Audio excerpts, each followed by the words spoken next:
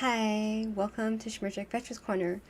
So, recently I had some neo-Nazis coming on my channel and accusing Israel, right, Zionists, like they use the word as a slur, of collaborating with the Nazis, with Hitler. Hestigehert. And the gall, the chutzpah, the sickness, when literally their leader, the Arab leader, Hashmin al-Husseini, sat down with Hitler to talk about the destruction of Middle Eastern Jews and the destruction of Jews within Israel.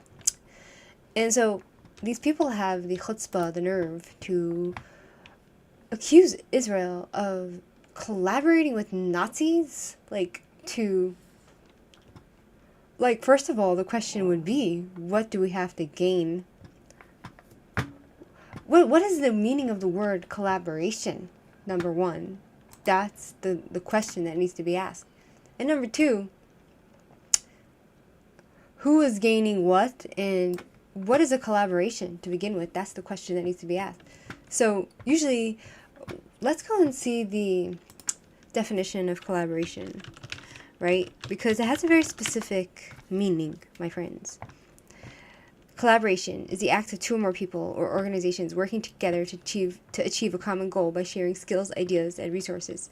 It can involve working in real time, synchronous, or in different times, asynchronous, and often leads to better outcomes than if individuals work alone. This process is essential in many areas, such as business, education, and research.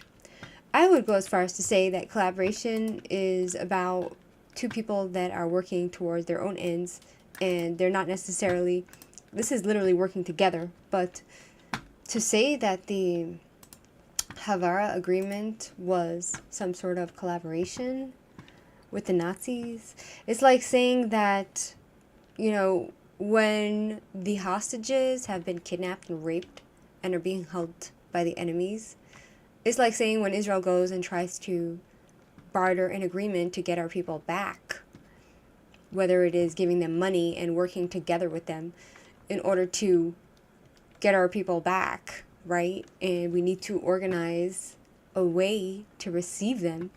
You can say, right, according to these people's mentally deficient and mentally deranged mindset, that they would accuse Israel of collaborating with Hamas for the fact that we tried to get our people back. Because if you want to get something to your end, somehow you have to work with what you got, right? So this is the manipulation, right, of the neo-Nazis, and they're very manipulative. And they come and they start making comments as if they're the most reasonable people, but at the end of the day, you know whose side they're on. They're on the side of the slaughterers and the rapists. And the saddest part is that one person is saying the truth and the other is lying, right? When the Arabs cry about themselves being genocided on, we all know that in a genocide, no one has cell phones to video themselves. And in a genocide, people are not fat. And in a genocide, people are not, hi Wadis, in a genocide, people are not able to take videos and to have weddings. In a genocide, people are dying and starving and being tortured and put to death. That's a genocide. In Gaza, there is no genocide, right? And so, for example, we can go and look for the Holocaust. Okay, you want to see what a genocide looks like? Let's go and see. Here's a genocide. Here's a genocide. I don't know if you can see. It's just like really disturbing. Like the dead bodies that are, the dead bodies.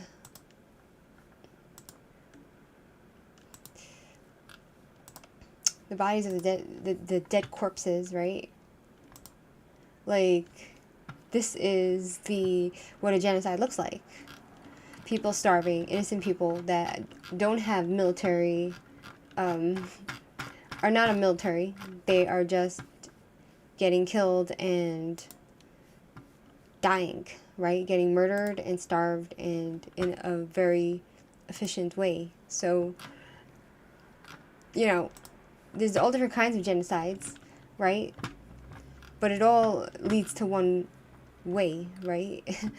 It all leads to death and starvation and slaughter, massacres of innocent, vulnerable population, like the genocide of what the Turks did to the, what was their names? The people that got the different genocides, right? So you have these people that come on Jewish people's channels and they start accusing us of doing a Holocaust and a genocide on the Arabs, right? And they start saying how the Arabs are being abused, the poor Palestinians. And we all know it's a lie. The Armenian genocide, right? We all know that there's nothing happening to the Arabs here in Israel. 2 million Arabs live among us, and they have full rights, and they're very happy, and they're spoiled, rotten, okay? And the ones that suffer are the ones who attack first, right? So the Ottomans are marching the Armenians to the execution site. This is a photo of that. The Turks did that to the Armenians. An Armenian refugee, right? This is what a genocide looks like. People being marched to slaughter. Being starved, killed in a systematic attempt to get rid of a ethnicity. That is what a genocide is. It's not what's happening in Gaza. What's happening in Gaza is a war on equal footing. These Arabs in Gaza have put up one hell of a fight, right? And to somehow try to equate the Nakba with, the person commented on my channel and said something like, oh, the Nakba, you Jews did the Nakba. And I'm just like, the Nakba happened because the Arabs had their great leader named Tajmin al-Husseini, who sat down with Hitler right here, and he had a conversation with Hitler on how to destroy the Jews of Israel and how to destroy the Jews in the Middle East. And this Nazi, this man, this Arab man, may he rot, he planned to murder all the Jews in Israel. That was his plan. And the Jews that had to flee from the Middle East, they arrived in Israel, he wanted to get rid of them. He wanted to get rid of them out of the Middle East and out of what he called his Palestine. Right? And so he colluded with Hitler, and this is the leader of the Arab movement. And there's no way around it. Now, getting back to, so on top of all the lies that these Nazis like to basically accuse us of, it's just like infuriating. It's like you can't win with these people because they will continue with a lie. They will continue with the lie, and there's nothing you can do about it because there's no way you can reason with them. You can show them what's the difference between, you can show them the difference between trying to work with the enemy in order to save your people, like what we did with Gaza, right? Trying to negotiate with terrorists in order to get our innocent babies back and their dead bodies. And they can say that that's somehow collaboration and that we're evil for trying to work with the enemy, for trying to get our people back. And then somehow they will say that we're evil for working with the enemy. That's the kind of mentality we're dealing with. It's infuriating. It's flabbergasting. It's infuriating. It's almost like you feel like what's with these people? Like, is this person like seriously sick in the head? Like, we're dealing with very sick people, and then they hurl lies at you about crimes, non-existent crimes that the Jewish people have committed against the barbaric Palestinian Arabs, Muslim jihadis who slaughtered us on October 7, right? And there's like no one to talk to. They'll throw lies at you, and it's infuriating because you can't convince these Nazis of, and they pretend to be so reasonable.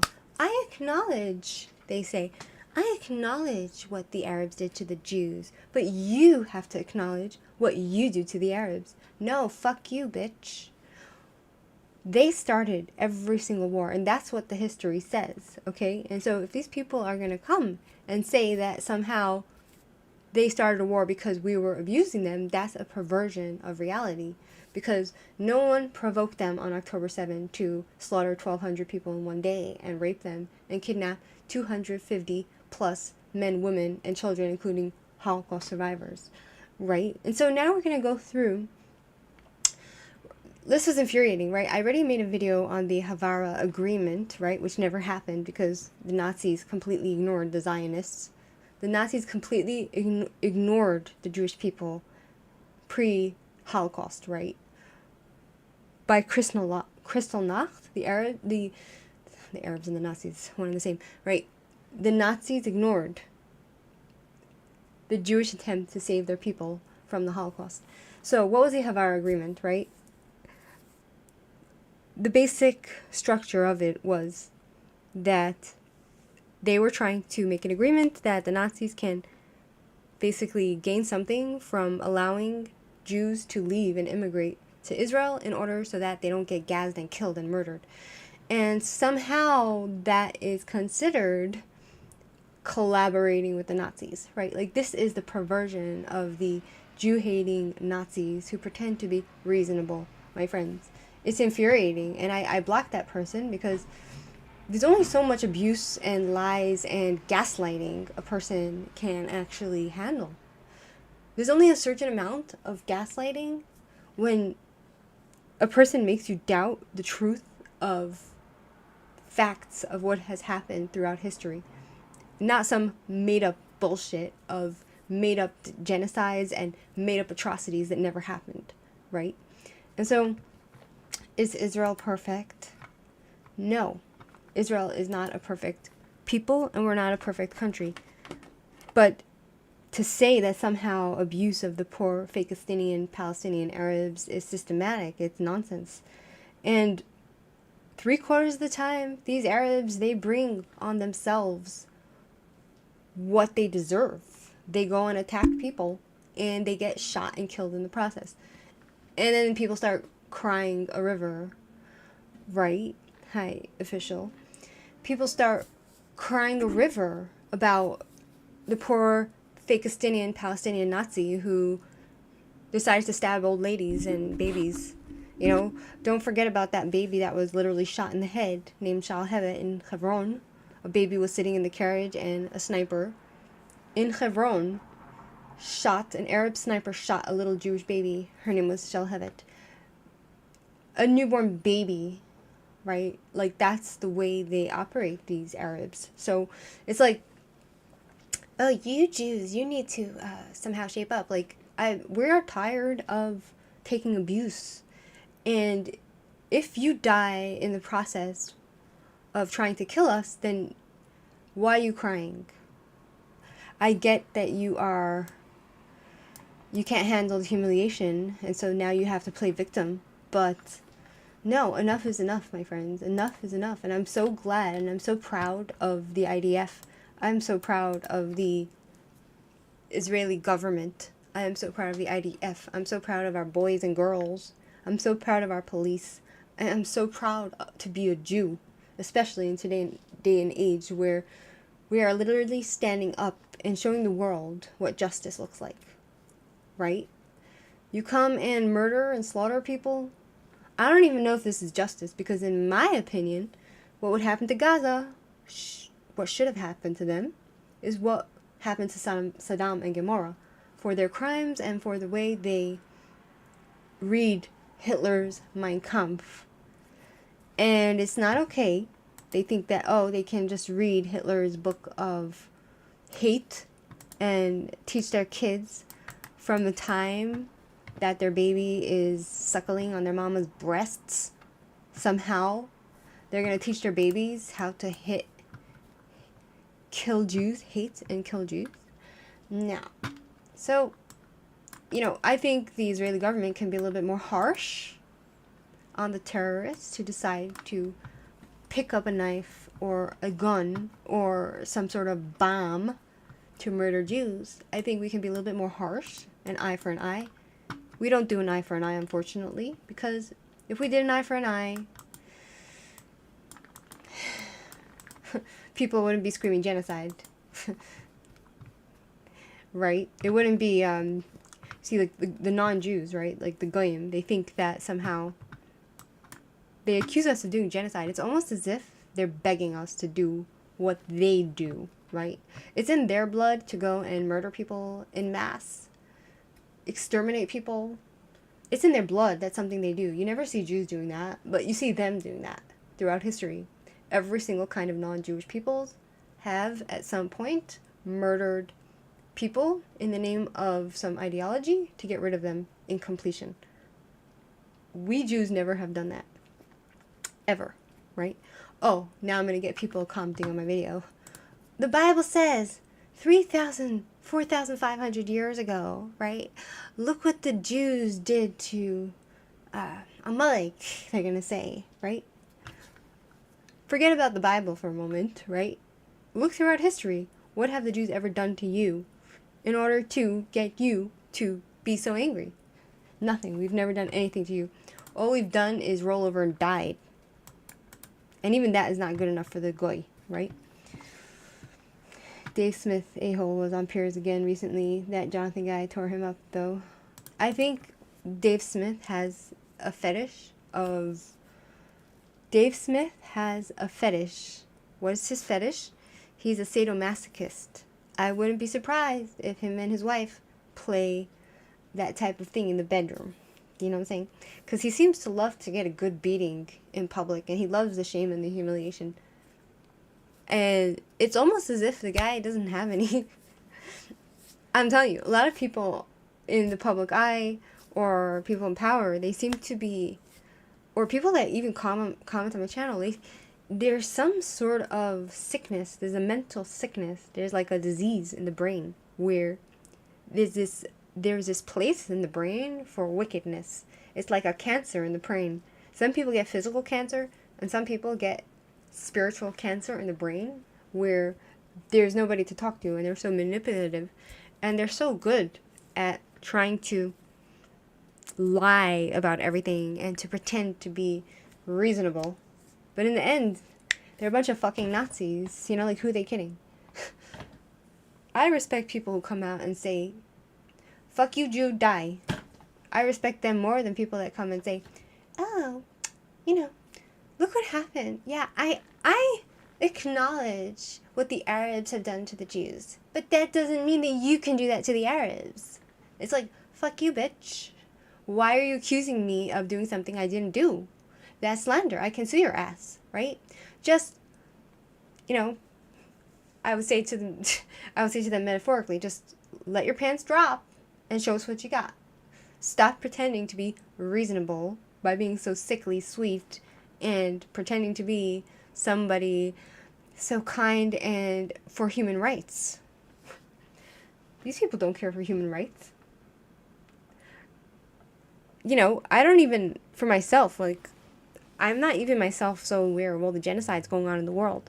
But sometimes when I hear people speak about what's going on in Israel, and then the obsession that people have with us and the way they go about it, right? And they don't care about every other evil wickedness that is going on in the world. But somehow they laser focus on Israel. These people, they don't care. They don't care for anything that's going on. And they will say, yes, I do care. But you're not.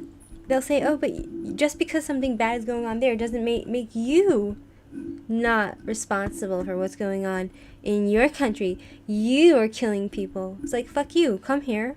Come to Israel, right? Come to Israel and go live with the Arabs that you love so much. Go to their communities. See how they treat you. Go to the communities and live with them in their communities. And don't go with a bodyguard, right? And tell them you're gay. Tell them that you're transsexual. Tell them that you hate Muhammad the Prophet, and see how they will hang you from a high tree. That's all I'm saying, right? You saw it too. I'm telling them they're generalizing, they're lying, and yet they keep going.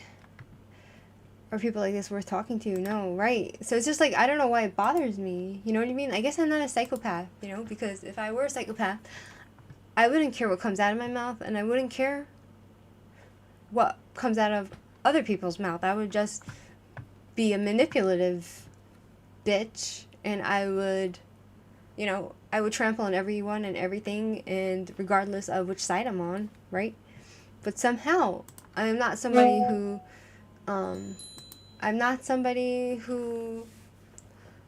somehow I'm not somebody who is like that, you know? I'm a human being, I have emotions, and what, I care for the truth, okay?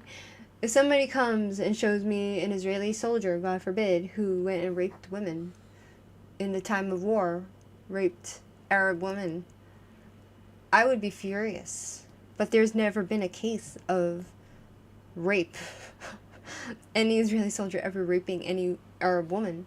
And I would demand justice for that Arab woman regardless of which side they're on, right? But there's simply no cases of rape. So, Douglas Murray couldn't tolerate him. That Rogan thing was infuriating, but hilarious at the same time. Yeah, so you can imagine that Dave Smith, for instance, he's probably somebody that is very hard to live with.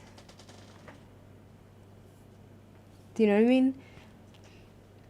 He's probably very hard to live with, Dave Smith, and unless he's married to someone like himself, you know, where they can manipulate each other and gaslight each other, and they can argue with each other nonstop, that's the only way that relationship can work, because otherwise it's going to be like a abusive relationship, right?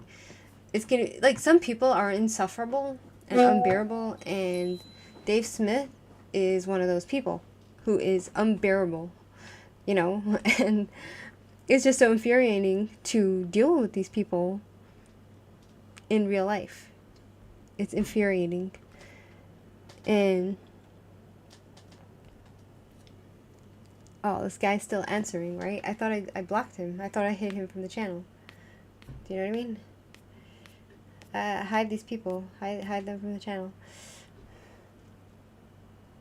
Oh, this guy says, you still haven't refuted the passages about child marriage and slavery that I shared with you from your crazy holy books, the Talmud and the Torah. Were you supposed to do that today? You know, like, I'm not interested, you know, anything I say will not be good enough, you know, will not be good enough for these people. Change your mind. So, like, there's no point in arguing with these people, but the hope that I have is to basically, the hope I have is to change one person's mind who is on the cusp, and someone who's reasonable. You know what I mean? Someone who's reasonable, because I have had people come on my channel and say, oh, I left was it Christianity? One person left Islam, right? One person left Islam, and then another person left Christianity because they were influenced by my channel. And so, on the one hand, I felt a little bit bad because, you know, I felt a little bit bad because I was like, I felt a little bit bad because I'm like, I don't really know if it's the right thing, you know, when I think about it in reality. I sometimes don't know if it's the right thing of me to try to take people away from their faith. But on the other hand, I'm not trying to take them away from faith altogether. I'm trying to promote Noahidism, the 7 laws of Noah, which God gave to all human beings, and the 10 Commandments has really only brought good to the world. So that's how the world got the standard of morality, like what's right and wrong. Without it, if you go and look at the ancient pagans, how they lived, and the Celts and all these other ethnicities, there was no justice, and people who were the weaker part, people who got hurt and they were weaker, they were considered, they deserved it somehow because God is with the stronger.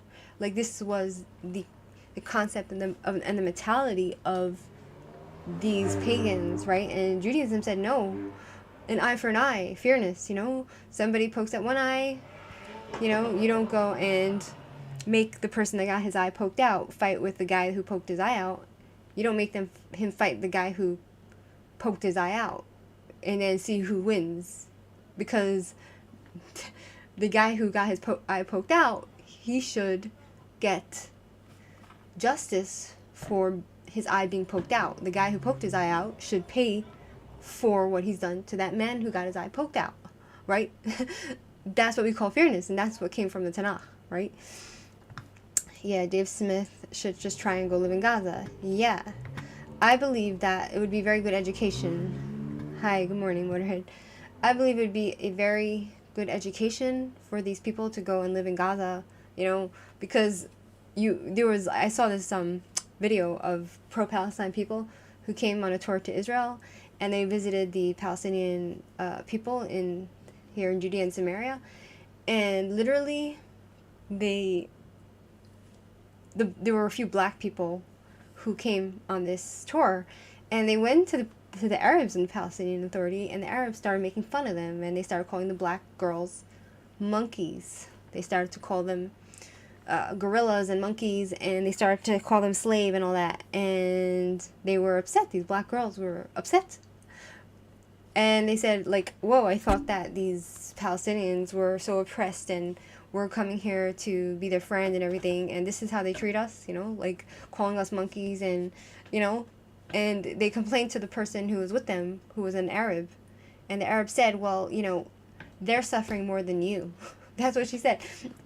Why are you complaining? Like, you should take it, you know what I mean? Like, because the Palestinians in Israel are suffering more than you, therefore they're allowed to abuse you because they're suffering more than you, so somehow you have to take the abuse and the racism, and you have to accept it, Like, that's the mentality of the Muslim. They have a supremacist attitude, and they pretend to be suffering when in reality they're just a bunch of spoiled brats that got everything that they can ever want, and they live in mansions here in Judea and Samaria, and they pretend to be poor. Yes, you have the poor among them, but for the most part, these people are very spoiled, and they make a good living. And Israel employs these Arabs, Judea and Samaria, who are Palestinian, and they get a good paycheck, and they live a good life. And I see them every single day in my town, outside my window. I walk my dog, I see Arabs in my town, in agriculture. They're going in there. No, that's the food. They are they're building. They are cleaning. They're cleaning. They are planting. They are the people who take care of the trees. They are doing everything. They are doctors. They're lawyers. They are in every facet of society, even the ones that are not Israeli citizens. And for an Arab or these pro-Palestine, pro-jihadis to come and hurl accusations and start making up stories, and then, and the whole world believes it. And then when you have these black people who come to Israel and they're pro-Palestine, and then they go visit these Arabs in the poor Arabs in their villages in Israel, the poor oppressed Palestinians. And the Arabs start calling them monkeys and slaves. It's just like, and then the poor black people that came to visit here, they are upset. Maybe I can actually find the video, black come to tour Palestine and get attacked, racist with racism, right? A group of African Americans travel to Palestine. Black Americans see their struggles reflected in Palestine, right? The recent rise of protest movements against police brutality in the U.S., right? The New York Times,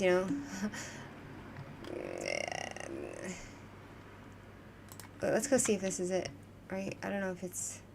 Oh, this girl here. So excited to go on this trip with Black Americans because I was always under the impression that Black people will be our greatest allies because they understand more than anybody what it's like to live under occupation, what it's like to be oppressed and racially profiled. But during the trip, it felt like some people were too busy playing Oppression Olympics to fully grasp the experiences of Palestinians living in Palestine. Some people came on the trip with a very limited understanding of the Palestinian people and the Palestinian cause, which is problematic in and of itself. It's but so problematic. Most problematic thing was the fact that some people were applying a Western lens of racial dynamics to a place where it does not apply.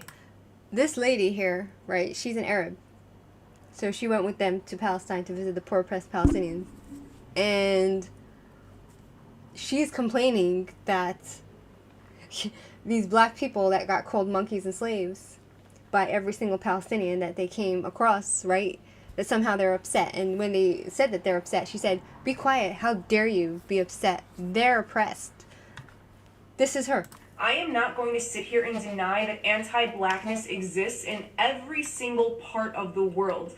Well, you don't really hear people in America running around screaming racist things. And if they do scream racist stuff, then they get beaten or they go to jail or they...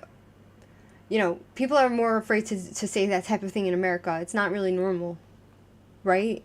I mean, they'll say anything to Jews, but it's less likely that a black person will, you know, like, in some cultures, it's more normal to be racist. You know what I mean? Like, the Arabs will call each other, if they want to insult each other, they'll call each other a Yahud, which means a Jew. And to be called a Jew, it's like a slur in Islam, in Arab culture, because they hate Jews that much. And so here, in their culture, it's normal to be racist. And they have slaves in their societies. So, and she's telling these black people not to be offended.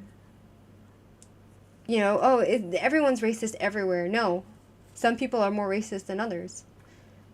But the issue of race is much different in Palestine than in most other places in the world. Oh, it's so different, right. Palestinians of all colors are undoubtedly the most oppressed people. In Palestine, a non-Palestinian black person is more privileged than a Palestinian of any color.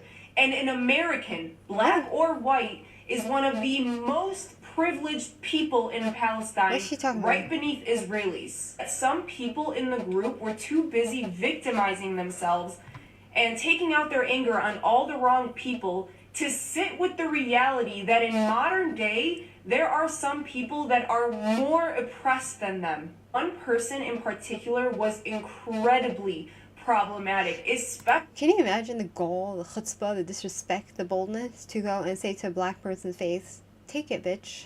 Somebody's hitting you over the head, slinging you over the head, spitting in your face because you're a black person. Take it, bitch. They're more oppressed than you. They have a right to spit in your face because they're oppressed by the evil Yahuds, by the evil Jews." Like, this woman is sick, and the world loves this bitch, this little cunt, you know? Especially considering she was one of the group leads who was hosting private conversations exclusively for the 7 black people in the group, which under almost any other circumstances I would encourage. I encourage black people to create safe spaces for themselves to discuss racial issues among themselves. How dare you black people get upset that you're being called monkeys and slaves? How dare you? Because those people that are oppressed by the evil Jews, the evil Yahuds, in Palestine, they're being oppressed by the evil Yahuds. They have a right to abuse you because they're being abused. And they're more abused than you, so therefore if they abuse you, take it, bitch. Get spit in the face. Take it. And shut up, slave. This is the Arab, my friends. But the issue is that the only comments I heard come out of this person's mouth about Palestine and Palestinians were negative, were about how racist we are. Bitch, you are racist. You know it in your culture. You hate Jews, you hate blacks, you hate everyone except yourself. And even within yourselves, you kill each other. So you have a problem in your society.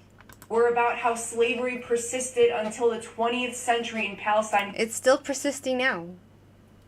In Saudi Arabia, there's the Arab slave trade, where they go and trade black people. The market is open to go and buy a slave in Muslim culture. So there's a serious problem in Muslim culture where they think it's okay to have slaves. And then they come and accuse Jews of thinking slavery is okay. When literally we're the ones who abolished slavery. We believe in everybody having human rights, and you have every single human being, according to the Tanakh, right, has the rights, individual rights. You have the civil rights. You have the right to be independent, free. Freedom is a Jewish concept. We're the only people that ever introduced freedom, the concept of freedom, to the world, because we were free. We were slaves in Egypt, and we came out of Egypt, and we're free, and we celebrate it every year. And every single other culture thought it's normal to have slaves, but somehow,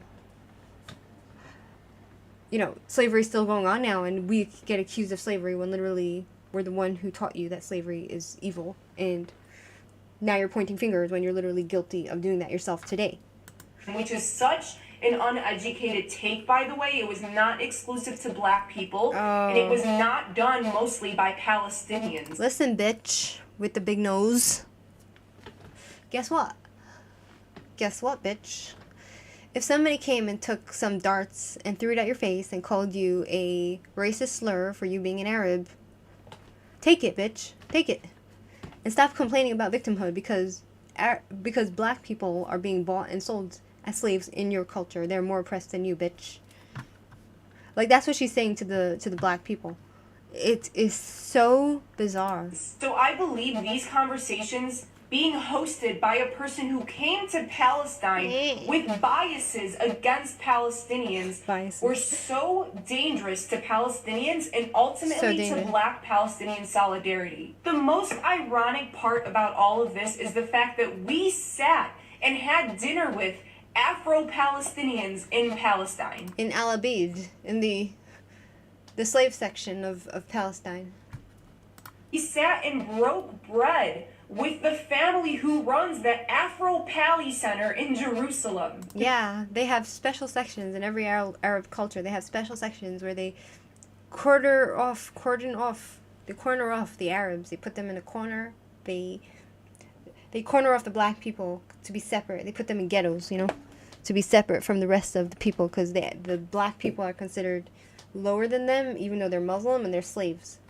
This is Arab culture. They are black. They are visibly black, and yet they are highly respected in the Palestinian community for the work that they do for. Okay, let's go and see. Okay. Slave section for black people in Palestine.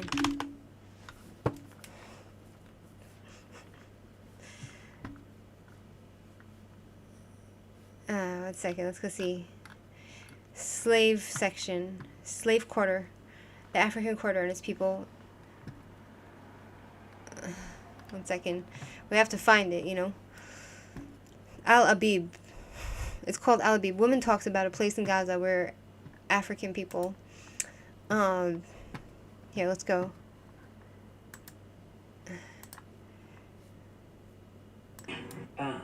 On the Gaza. So there is a neighborhood in Gaza, on the Gaza Strip, where 11,000 Afro-Palestinians live. It is called Al Abib. You know what that means? Slave. Yes. That is where black people live. And that is what the Arabics call that neighborhood. Yep. Slaves. The land of the slaves. Mm-hmm. I'm going to drop the article so you can hear from Afro-Palestinians how they're treated in Palestine. Well, the Arabs and Muslims are being oppressed, they still had time to oppress black people there in Exactly. Gaza. That's how oppressed they are. So there is a neighbor. That's how oppressed the Arabs in Israel are. So let's continue on with this cunt. Let's see what else she has to say. Because that's what she is. Big nose cunt. Sorry, I just can't help myself. I'm sorry. They have their own UN division. No one else have UNRWA, eternal refugee, even if they are born 3 generations in Europe. Exactly. Right. So this is why I am really annoyed, you know? It's like, I have a thick skin, but I don't know if my skin is that thick. Because maybe, I don't know, I'm getting older or something. And these people that comment, you know, it's just like, it's the ultimate experience of gaslighting. You know what I'm saying? They should do a pay-per-view fight between you two. Palestinians. He even talked to the chef at our hotel in the last couple of days, who was a political prisoner. He had just gotten out of prison 2 months before we arrived in Palestine. What did he do? I wonder what he did. Most of the time when they do a crime, they gotta do the time, because we're not a country of anarchy, bitch. Okay? We are law and order and of justice. So, if you're gonna throw rocks that can kill people, you know, you're gonna go to jail. Thankfully. And he told us that he sat side by side with an Afro-Palestinian, son of the couple who runs the Afro-Pali Center. He sat with him in prison, and he was shocked when I asked him about race. So dramatic. So dramatic. So fake. Racism in Palestine, because he was like, those are my brothers. I don't care what color they are. Oh, During sure. this trip, He'll just say that to you because he knows it's a politically correct thing to say. These people have perfected a propaganda.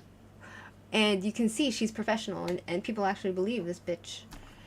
I sat with Palestinians and I told them, talk to me bluntly. I'm a Palestinian. I'm not going to judge our community. Talk to me about racism in Palestine. And every single one of them was like, what is there to say? Like, racism exists in every community, yes. But in Palestine, it's actually few and far between. Okay, I had enough of this bitch. So let's go see what these people say. A group of African Americans traveled to Palestine on a humanitarian mission, joined by an Arab woman, to distribute food and medical aid. They came to help, to show solidarity, to give, not to take. And what did they get? They were mocked, insulted, called monkeys and slaves, openly, repeatedly. The Arab woman with them, she told them to stay quiet, that they should accept the abuse because Palestinians are the most oppressed people in the world. Let that sink in. If you still think the hate is only towards Jews, you're not paying attention. This isn't just about Israel. This is about a culture of hatred so deep it targets everyone who isn't one of them. Right. So, you know, this is the bitch that is telling the black people to just take it. Take the abuse because they're more abused than you. And so, because they're more abused than you, somehow you just have to be their punching bag. That's the Arab mindset, my friends. And so, okay, so let's go and we saw this lady. Let's go and, so we have the Arab leader with Hitler. What else do we need? We need to start talking about the Jewish dilemma on the eve of the Holocaust, right? What happened with the Haavara, what was it called? The Haavara agreement that they called because, the Jews, we colluded with Hitler. Hi, Mahos Trahosh. Right? So let's go and start reading the article and see what it was about, right? And we're going to debunk this once and for all.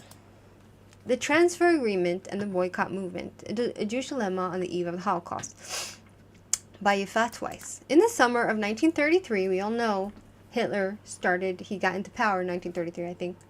The Jewish Agency for Palestine, right, so Jews in Israel were called Palestinian back then as well, right? So the German Zionist Federation and the German Economics Ministry drafted a plan meant to allow German Jews emigrating to Palestine to retain some of the value of their property in Germany, by purchasing German goods for the Yishuv. So it was basically, it was an agreement to try to allow the Jews to hold on to their rights, their property rights, and at the same time, come to Israel basically by some sort of exchange, right? In order to, buy their life, which would redeem them in Palestine local currency. This scheme, known as a transfer agreement, or Haavara, met the needs of all interested parties, German Jews, the German economy, and the mandatory government and the issue in Palestine. Right. So, first of all, if your life is in danger and you're trying to buy your way out, you will give anything, and you will collaborate with the enemy who's trying to kill you in order to save yourself. It seems like this is exactly what the Jews in Israel were trying to do, right? They were trying to make it beneficial for the Nazis so they can get something out of letting Jews live, right? Like as if that's some sort of, oh my God, the Jews collaborated with the Nazis because they were they were trying to buy their way out to life. What a crime! Die, Jew! Like that's what these Nazis that come on my channel say. It's horrific, my friends. I just wish that Israel had a app where every single person that comments on any Jewish channel can literally get put on a list and their IP address on an app, a special app for the Jewish people and the Israeli government, so we can know who's who, right? And we can do sabotage to these people. Let them lose all their income, right? For being a Nazi and for being a danger to themselves and to society and to the Jewish community, right? Oh, she wants to dox people. If you're a Nazi and you like Hitler and you hate Jews and you stand with terrorists and Hitler lovers, then you aren't really worth the air you breathe. So I don't see a problem with, making a special list, right?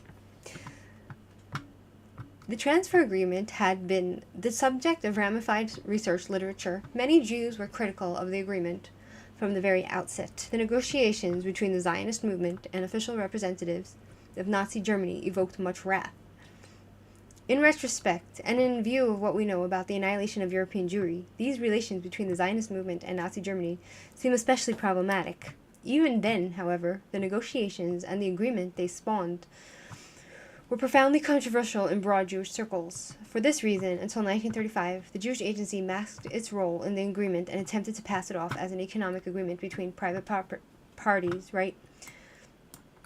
One of the German authorities' principal goals in negotiating with the Zionist movement was to fragment the Jewish boycott of German goods. Oh, because Jews were boycotting Jewish goods? German goods? Although in retrospect, we know the boycott had only a marginal effect on the German economy. Right, because it looks like the Jews at that time, they knew it was coming. But they didn't realize it would get that bad. Do you know what I mean? Like, they didn't realize that they would literally just be put in the ovens. Like, they didn't realize it. Like, who would have thought, Like, a lot of these people who went through the Holocaust, they said, our neighbors, they seemed like civilized people. Like, we never thought they would actually stoop so low to go and stick us in ovens. Like, we didn't think that they were that barbaric. Like, can you imagine such evil from your neighbors?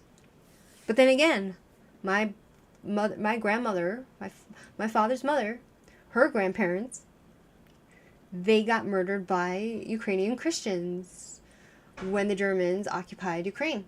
So, and my father's parents are both Holocaust survivors because Germany invaded Ukraine. His mother survived, and her family, besides for her grandparents, were killed.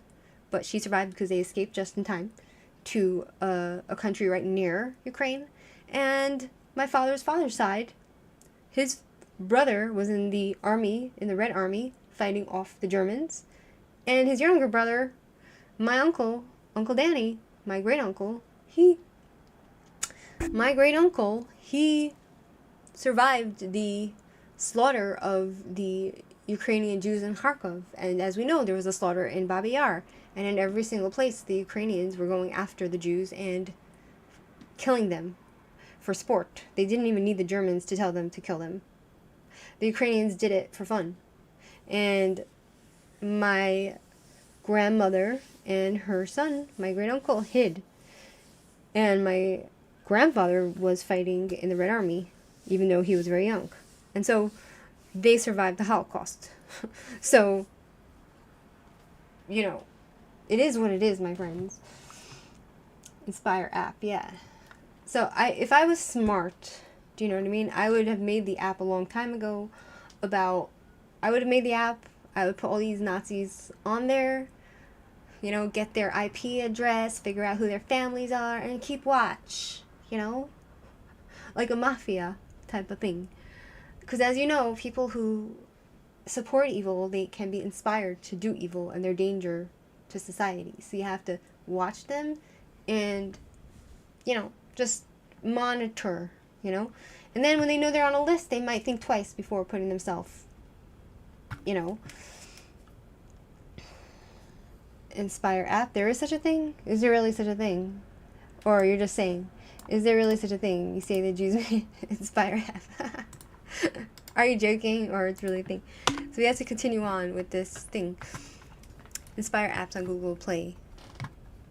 So it's an intelligence communications team to strategically engage where it's on Google Play. To engage where and when it matters. I don't know what this is. Yamaha Inspire controller. Oh, so it's actually a thing. I'm telling you, Israeli government and the Jewish nation, we need to start fighting back. We need to start fighting back. Enough is enough, you know? Like, besides for fighting back here in Israel, we need to get more power in the world where people who think they can come and fuck with us, they know that it comes with a consequence, you know what I mean? I reported to Israel with thousands of screenshots of the Nazis going in. A month later, the site was shut down. I also sent messages to other people asking them to report it. Report what? I'm sure we're related, Hanny. How? How so? Facial recognition at university protests of people collection. Thank you for your service. Mahosh. I'm also the grandson of Holocaust survivors. Majority of my ancestors were in Ukraine, right? Hi, Motorhead. How are you? 99.9% of all Lithuanian Jews were killed by local Christian people, even pre-World War II, right? And that's why my mother's grandparents left to South Africa, right? Rest assured, we are behind the scenes. Okay. All right, let's continue on. Report it app. It doesn't look like an app for any, whatever. Okay. So one of the German authorities' principal goals in negotiating with the Zionist movement was to fragment the Jewish boycott of German goods. So it was one thing, right? The Germans wanted to negotiate with the Jews because they didn't want the Jews to boycott German goods because they wanted their economy to keep going. Although in retrospect, it doesn't seem the Jews didn't really have much of a influence on German goods, right? Whether we bought from them or not, it didn't make a difference to their economy. So that was one thing, right? And then it goes on to say, retrospect, we know the boycott had only a marginal effect on German economic development in the 1930s. At the time, it was perceived as a genuine threat. Correspondence between Heinrich Wolf, the German consul in Palestine, and the German Foreign Ministry shows that shattering the boycott was a key motive for the German authorities in concluding the transfer agreement. And the German Foreign Ministry shows that shattering the boycott was a key motive for the German authorities in concluding the transfer agreement. In the absence of precise information concerning the issue of standing in the international boycott movement, some tended to believe that a considerable economic impact could be achieved by concluding a contract with the Palestinian issue, right? So the Arabs themselves call themselves Palestinian today. We were called Palestinian before 1948, right? Nobody doubted the moral weight that breaking the boycott and the issue would carry for world Jewry. So it was basically agreement that Israel wouldn't or would. Israel would boycott it or they wouldn't in exchange for Jews being allowed to leave to Israel. Yeah. Could somebody help me here? Could somebody help me here? Stopwatch, blue hand timer. New York City computer geniuses made it to collect IP addresses, data on anti-Semitic people. Where? What? What is it? Which app is it? This one? This one? Reload. Can't be reached. So it looks like, let's repeat, nobody doubted the moral weight that breaking the boycott and the issue would carry for world Jewry. Right, so the Jewish movement to boycott German goods was foremost among the efforts of international Jewish organizations on behalf of German Jewry. Right, so all the Jews of the world were boycotting German goods because of their anti-Semitism and their genocide, and Jewish communities worldwide, especially in the United States, France, and Great Britain, took part in it. The boycott movement in Poland was particularly strong and become preeminent in Jewish actions against Nazi Germany. In addition to the boycott, Polish Jewry conducted a sweeping press campaign to turn public opinion against Germany and offered active assistance to German Jews who had fled to Poland in search of refuge. German Jews had mixed feelings about these initiatives, lest they anger the German authorities and cause their situation to worsen. The boycott movement was widely... So it was the Israeli Jews wanted to boycott them or didn't want to boycott them in exchange for Jews being allowed to leave Germany, right? Does that make sense? The boycott movement was widely perceived as a threat to the interest of German Jews, for it might cause the Germans to toughen their own anti-Jewish economic boycott. It was also considered a potential impediment to the transfer agreement, because there was the agreement that Jews can leave with their assets to Israel, basically buying their life, and in exchange, Israel wouldn't boycott them. Like, am I understanding correctly? Inspire app? Inspire app? Inspire app. Inspire app? Inspire, not inspire. Inspire app. This would be great, because every single person that comments on my channel, I'll just report them.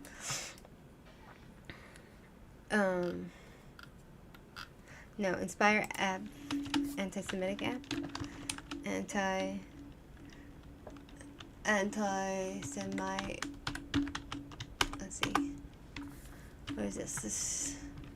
The user query Inspire app anti-Semite appears to be asking about a potential app with that specific name, or more likely apps designed to address or combat anti-Semitism, as Inspire is often used in context of inspiring action against hate. Right?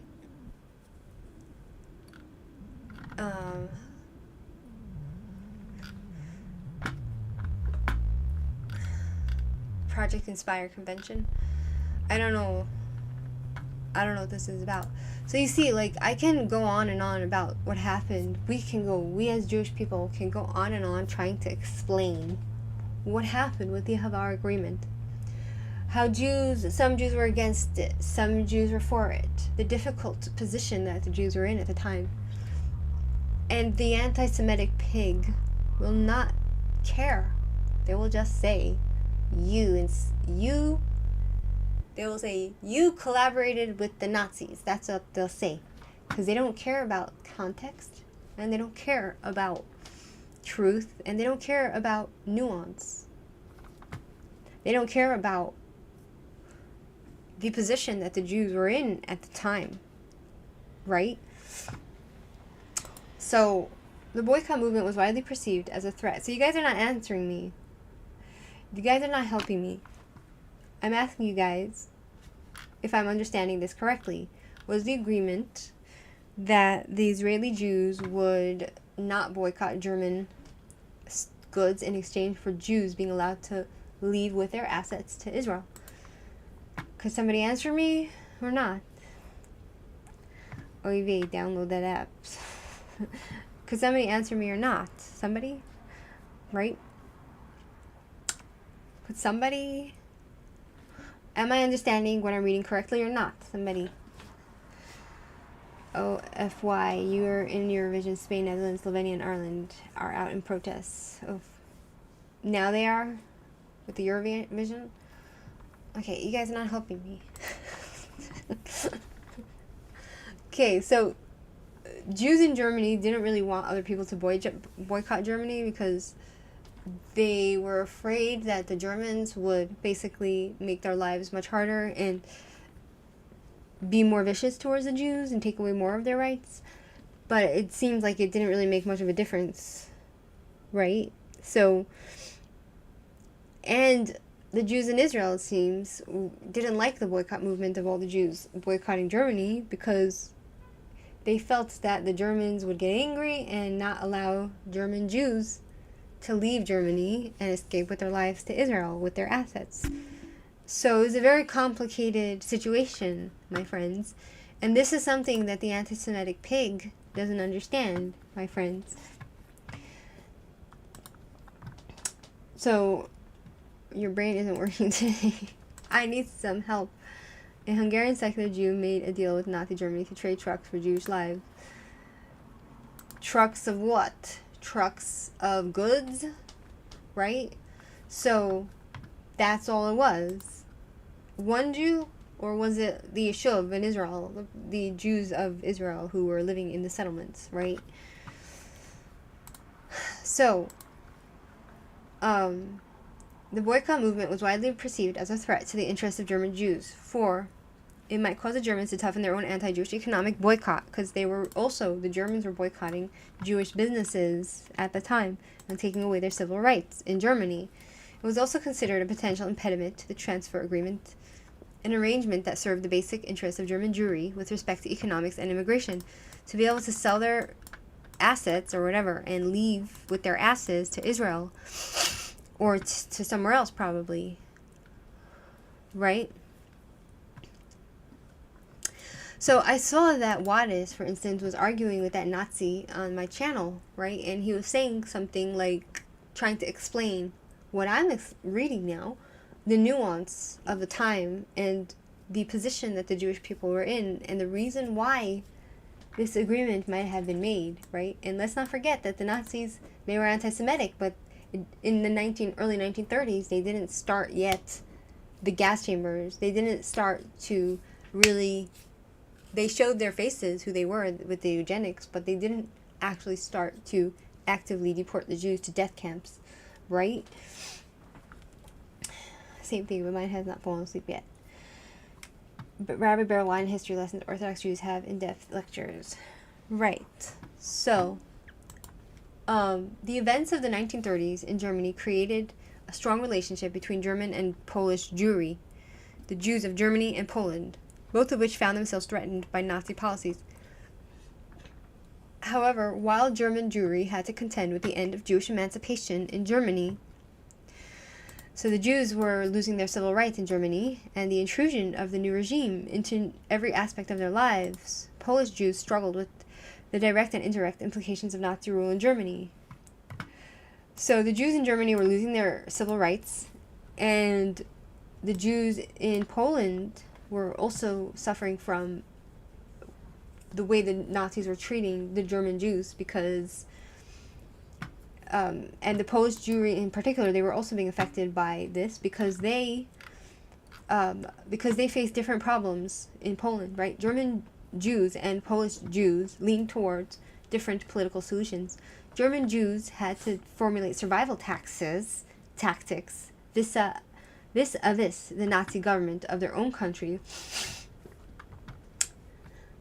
whereas Polish Jews were contending with the anti-Jewish policies of a neighboring country and their indirect influence on Jewish life in Poland.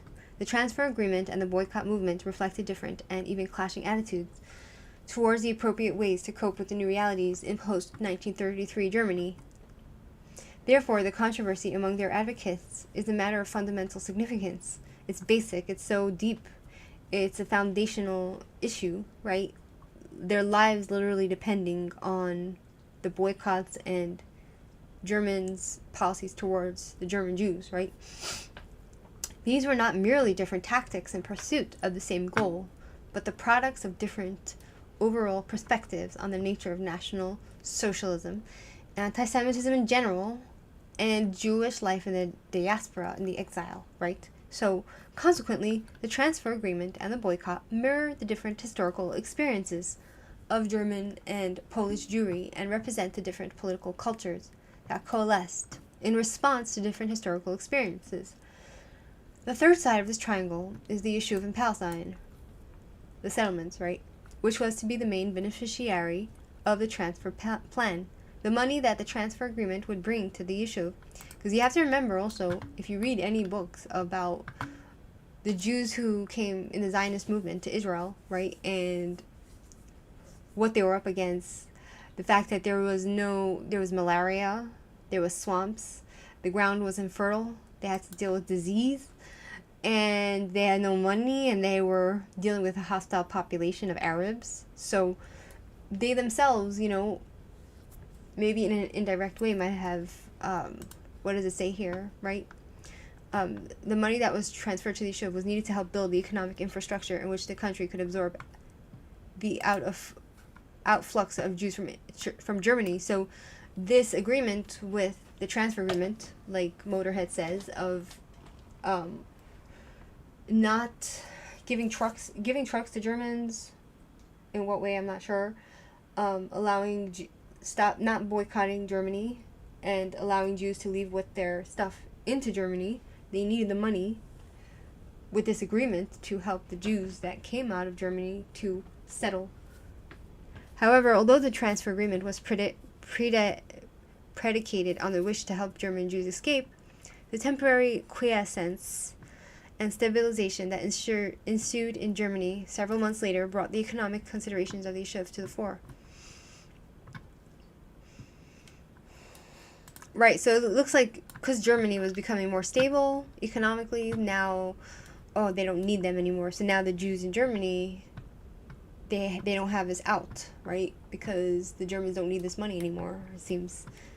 And the Yishuv leadership, from my understanding, from reading this, right? So, and the Yishuv leadership was increasingly preoccupied with economic advantages that would accrue to this community if the basis of Jewish life in Germany were eliminated.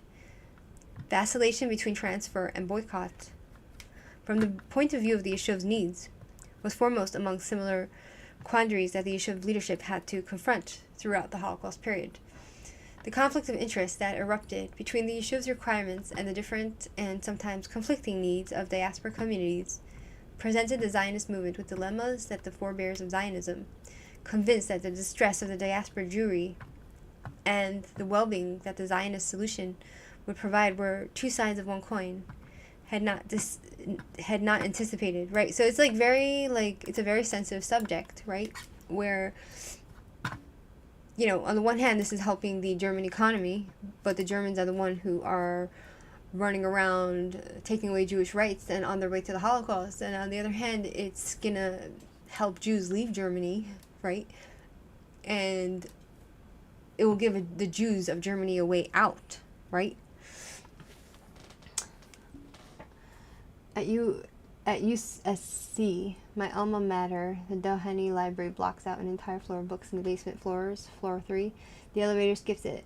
That's because it's where all the USC eugenics research is. USC played big part in eugenics research, right? America was into it, right? There's a tree on campus donated by Hitler. Right. That's really fucked up. Vis-a-vis, right? Germany created a strong relationship between German and Polish Jewry, both of which found themselves threatened by Nazi politics.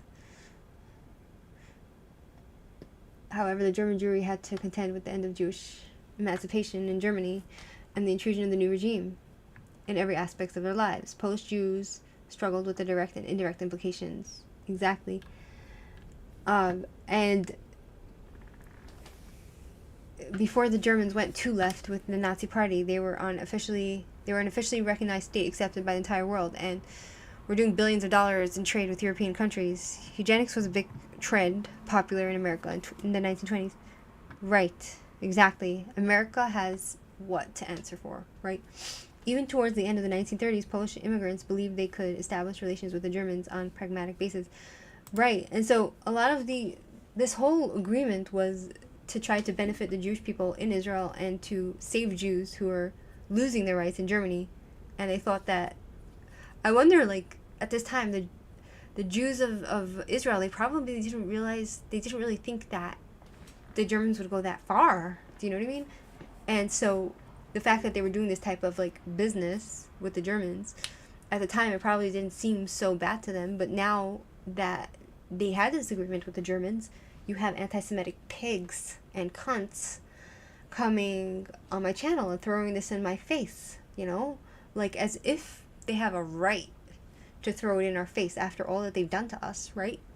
And to think that somehow that gives them leverage over us, and to say that somehow we are Nazi collaborators, when literally those fucking Nazis were murdering Jews and we're in a pickle. You know what I mean? The Jewish community was in a bind. We're the one that got fucking murdered. And yet they throw this in our face as if it's some sort of leverage over us, as if there's any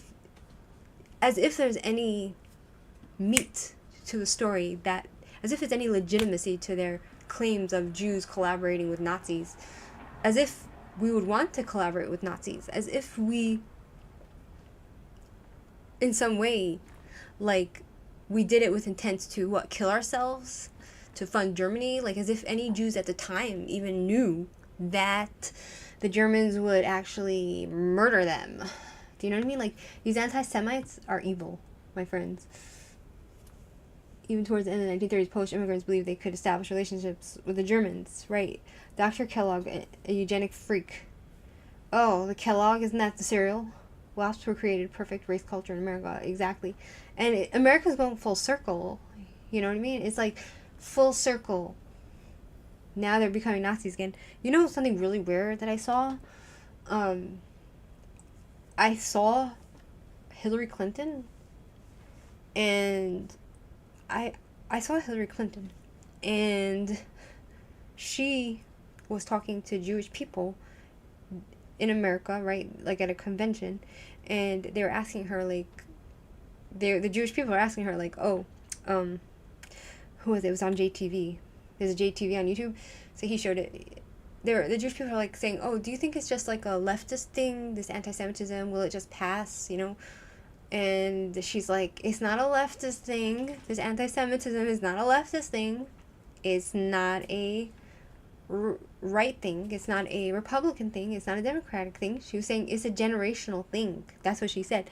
And to hear such wisdom coming from her mouth, to say that the anti-Semitism is not a right-wing problem now, it's not a left-wing problem. It's a generational problem. In every generation, literally, we have people who rise to destroy us.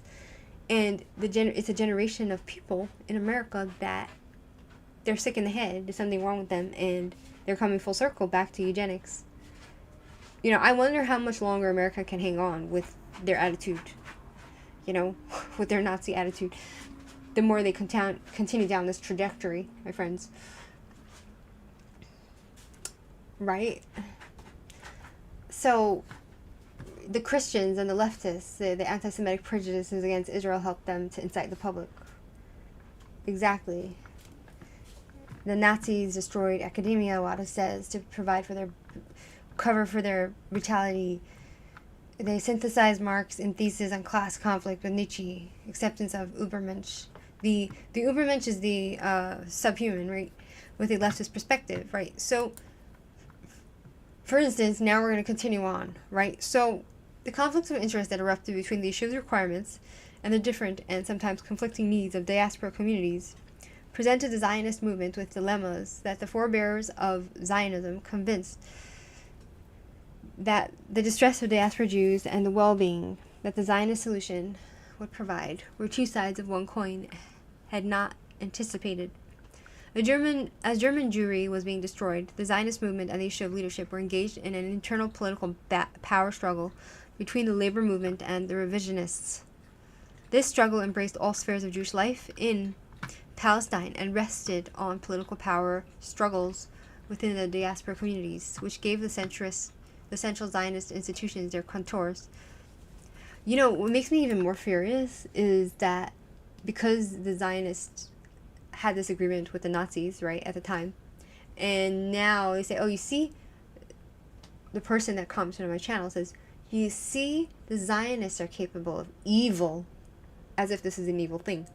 They were in a pickle. They were in a bind, right?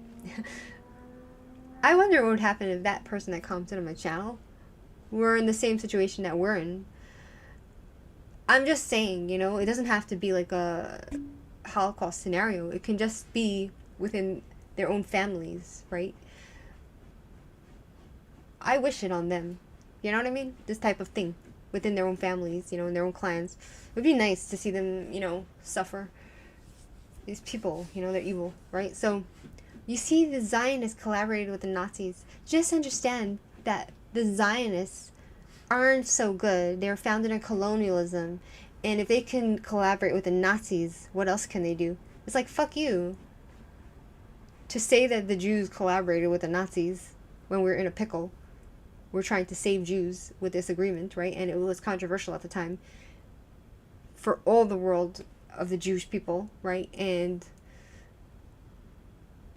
it was a controversial thing, and the Jews were, it was buying their lives. It was basically Jews trying, it was an attempt to save the Jews, and at the same time not anger the Christian Germans, and to try to, you know, say, oh, look, you'll get some benefit from, we won't boycott you, and you'll get some benefit if you just allow some Jews to leave, you know, to save their tachas. And it's a false type of, it's a misrepresentation of the facts and what actually happened. It's not taking into account the situation and the details and the context of the time and what happened and the complications of such a situation, right? And for them to go and say, make that kind of comparison, oh, look, they colluded with the Nazis, so therefore, and to say that we colluded with them, literally, that's not what happened. Oh, therefore, your government and you people are capable of evil. It's evil to say that, right? Because it's just a lie. It's a misrepresentation. It's a straw man. It's a straw man. It's gaslighting. And it's sick, right? And right, so it gave the central Zionist institutions their contours. Discussion of the two alternatives, but it's so infuriating, you know, like, it's just like, how could people be so wicked to have these mindsets and mind views and to try to fuck with your mind, you know what I mean? Like, they can't fuck with you physically because they're on the internet, but they want to fuck with you. It's a form of bullying. It's a form of an attempt to capture the narrative, the storyline, and to smear entire people, and an attempt at dehumanizing Israelis, Jews, and to spread hatred and to somehow bully. It's a bullying tactic to try to hurt you. And they do it in very mindfuckery ways, you know? They'll act all, like, nice, you know? They'll act all civilized. It's like, fuck you. Pull down your pants and show us what you got. Just say, fuck the Jews. Just say it. Anti-Semitic pigs, you know? Anyway. Discussion of the two alternatives. Boycott or transfer. Became part of the struggle between the revisionist and labor movement and clearly mirrored the fundamental attitudes of these two leading Zionist movements toward the substance of Zionist politics. The transfer and boycott, major issues in Jewish political life in the eve of the Holocaust, stood at the crossroads of the contrast between Polish and German Jewry, and the yeshiva in the diaspora, and the yeshivas in Israel, and the people, the Jews in Chutz La'aretz, outside of Israel, and the labor and revisionist movements. The decision in favor of boycott or transfer was the first of many decisions that the yeshiva would have to make in subsequent years in view of the catastrophe that befell Europe Jewry. This article sketches the web of motives, considerations, contradictions, and conflicts between these two major alternatives, keeping in mind that even at this early stage of the Holocaust, the limits of Jewish political activity are identifiable within the maelstrom. What's a maelstrom? Maelstrom.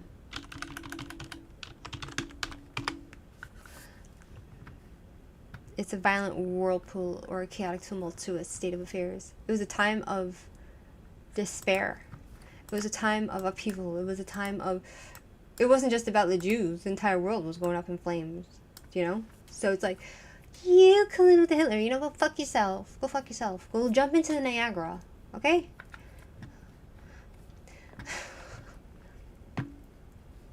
Right. So,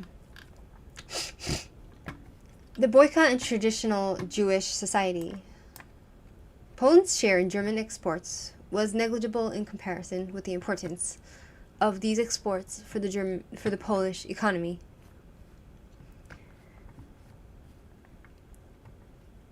What does that mean? The exports from Germany was negligible? What does negligible mean? Negligible. Negligible. It was small. So the Poland's share in German exports was small in comparison with the importance of these exports for the Polish economy. In the years preceding the Nazi accession, Germany was a major country of origin for Polish imports because of geographical proximity and the willingness of German merchants to adapt German products to Polish market conditions. According to Polish statistics, for 1932, approximately 1/5 of Polish imports originated in Germany. Wow. How much is 1/5? 1/5. 1/5. 1/5 of something. How much is it? It's like 1/4. It's like 5 equal parts of the whole amount. It's a lot.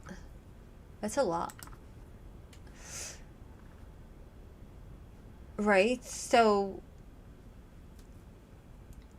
the boycott movement was important in Poland only because of the central role of Jews in trade in Poland.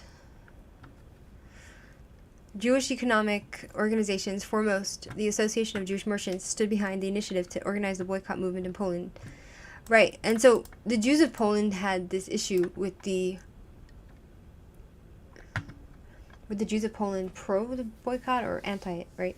Jewish economic organizations, foremost the Association of Jewish Merchants, stood behind the initiative to organize the boycott movement in Poland and mobilized broad sectors of Jewish community to endorse and join it. So they were boycotting the Germany because Germany was, in the end, they came to Poland and the Poles, along with the Germans, massacred the Jews, right?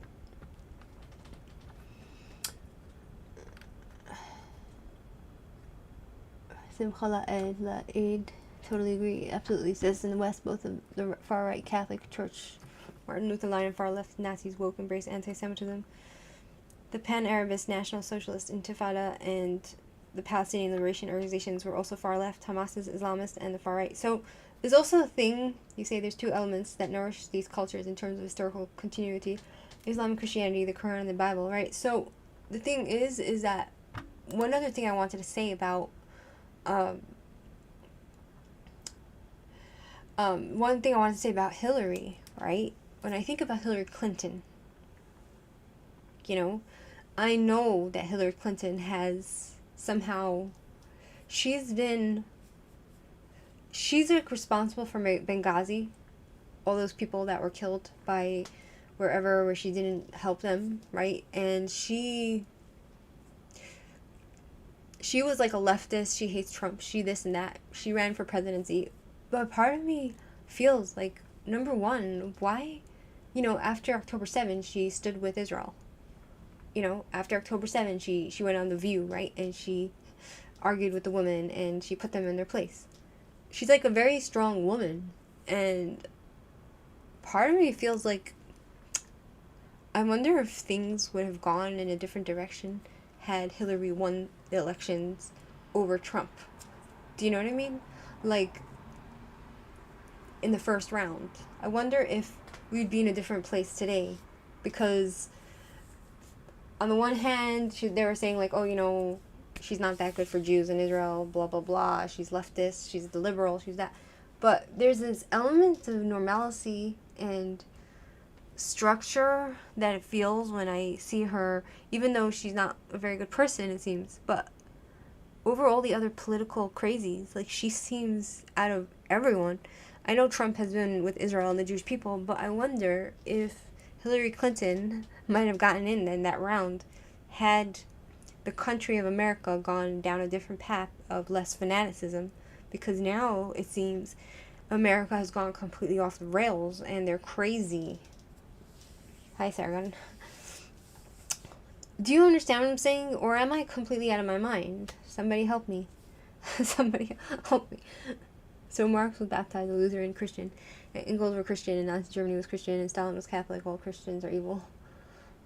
The tarot card of Satmar's heretics today make deals with terrorists.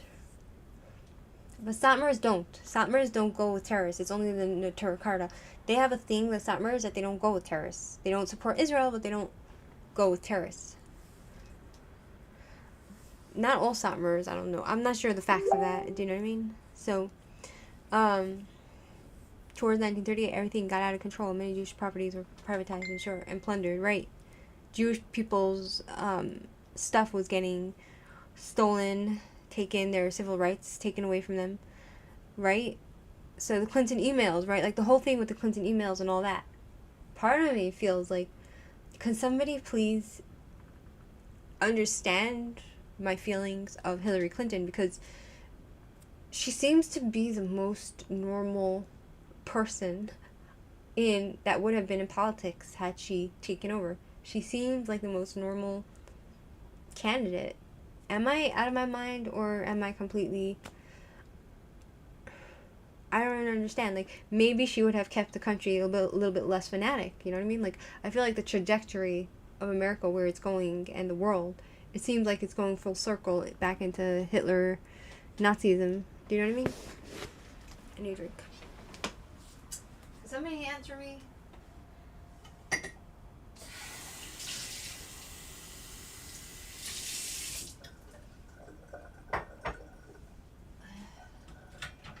Excuse me.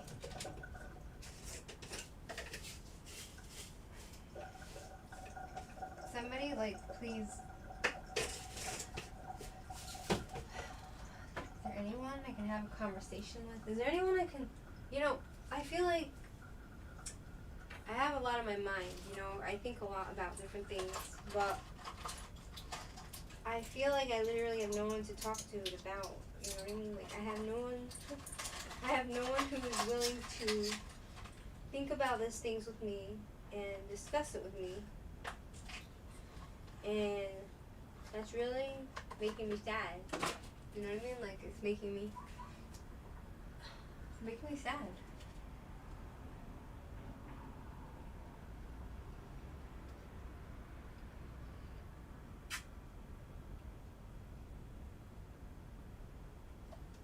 I mean, like, like, Hillary Clinton, yes, she did some really bad stuff, but, like, if you look at it in the lens of the political lens about all the political candidates and how they're all corrupt and they're all, for sure, have skeletons in their closet and they might have all done, like, really evil things in their lives, is she that bad compared to the rest of them? Like, literally, if we're gonna actually think about this.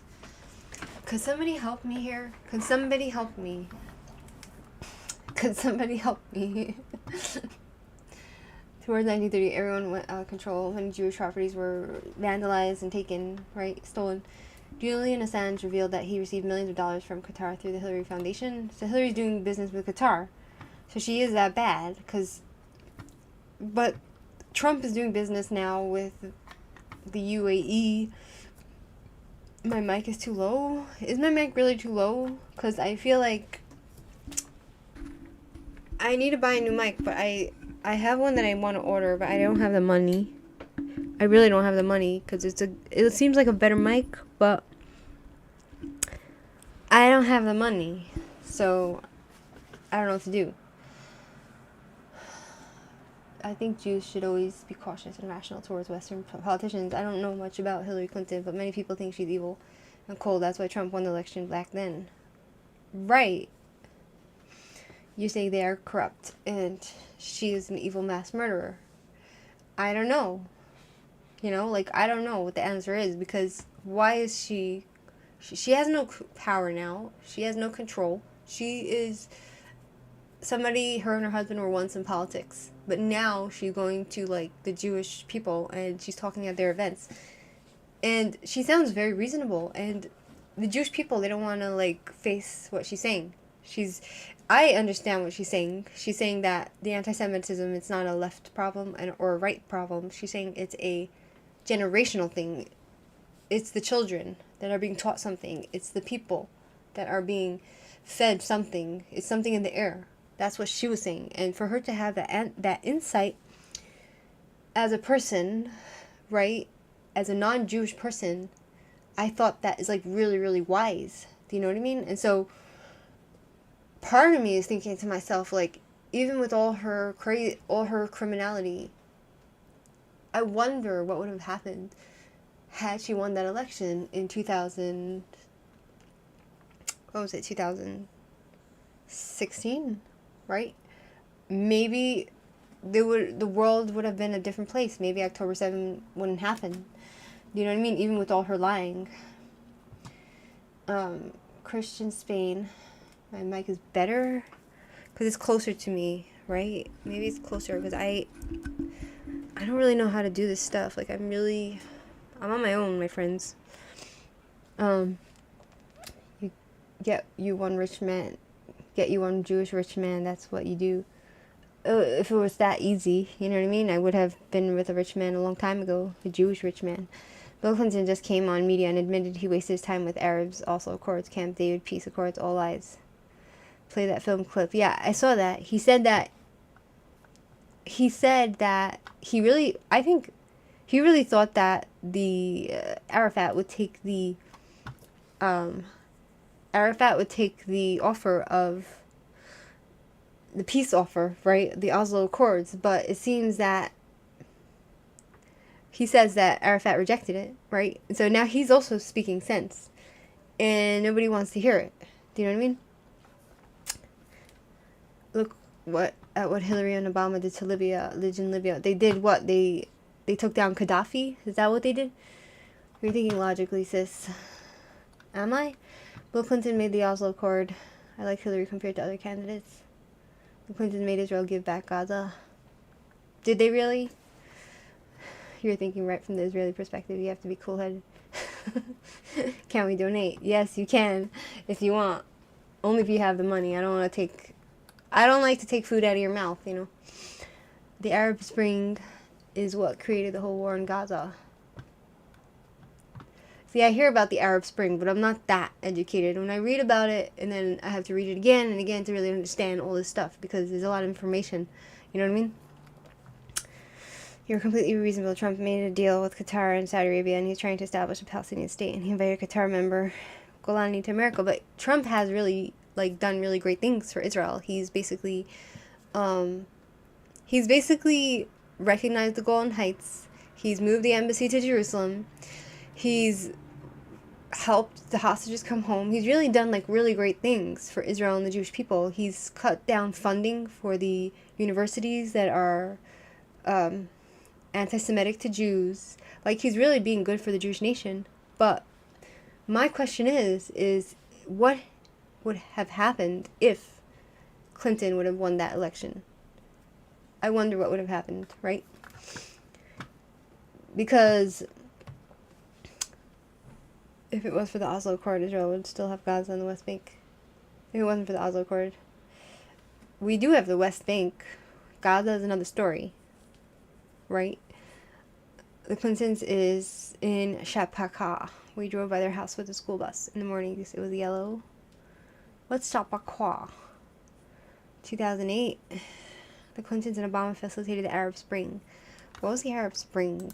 I always hear about it. Was it Arab revitalization? Like, excuse me. pro-democratic anti-government protest uprising. Oh, so Arab uprisings worldwide. When are they never having an uprising? Do you know what I mean? Arab Spring, wave of pro-democratic protests and uprising that took place in the Middle East and North Africa. Is it really, like, were they really pro-democratic? Really? Were they really pro-democracy? Come on. They don't know what democracy is. Israel pulled out of Gaza because of Bill Clinton, and now it's a terrorist state. So you're saying it's Clinton's fault. So you're saying they weren't that good. But I'm saying, like, never mind Israel. You know, put Israel on the back burner for a second.